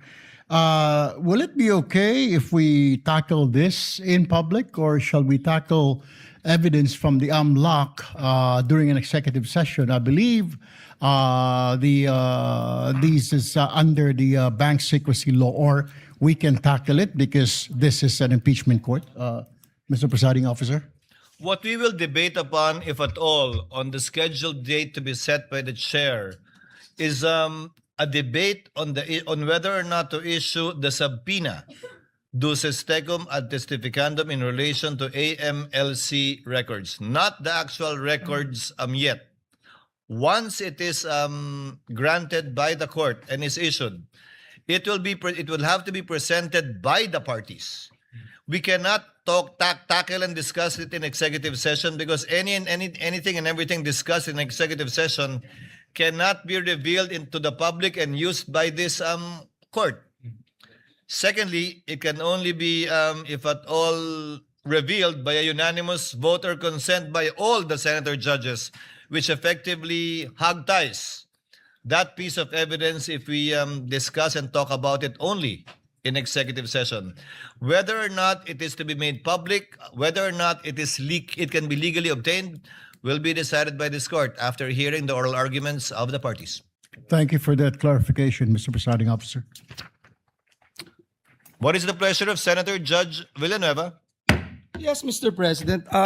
Considering that we have been tackling and asking of pieces of evidence, I think there's a lot of questions with regard to the mahiwagang BIR box, Mr. President. Yung clarification lang po, where is it now and when are we going to transfer it to the Bureau of Internal Revenue? It is with the clerk of court in the office of the Secretary General as instructed by the chair. It should be sent back to the BIR by tomorrow morning in the condition that it was received, meaning sealed. The same. Thank you, Sir President. Any other manifestations or motions on the part of the senator judges? Senator Judge Ontiveros is recognized. What is your pleasure, ma'am? Salamat po, Mr. Presiding Officer. Just to make a brief statement in support of the ruling recently proclaimed by the presiding officer on executive sessions. Thank you, if I may, Noted. Mr. Presiding And entered into the Officer. records. And just to add a little bit of that, Lady, may Mr. proceed. Presiding Officer, thank you. The executive session is only for Congress acting in its usual legislative functions, and impeachment trials do not contemplate executive session. So I join with the presiding officer in the call that he made, which I believe is the default also of this impeachment trial court for transparency as a general rule and as a default. Salamat po, Mr. Presiding Officer. Thank you, Senator Judge Ontiveros. Before the court adjourns, Chair directs the clerk of court to kindly make sure that the subpoena for the two NBI agents will be issued this afternoon and duly received, and entrusts it to the counsel for prosecutors to make sure of the attendance of their two witnesses tomorrow.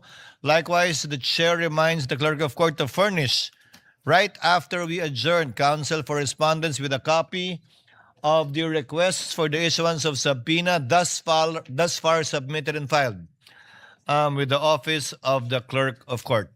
So ordered. There being no other business to discuss, the trial is hereby adjourned until 2 p.m. of Tuesday, tomorrow, July 7, 2026.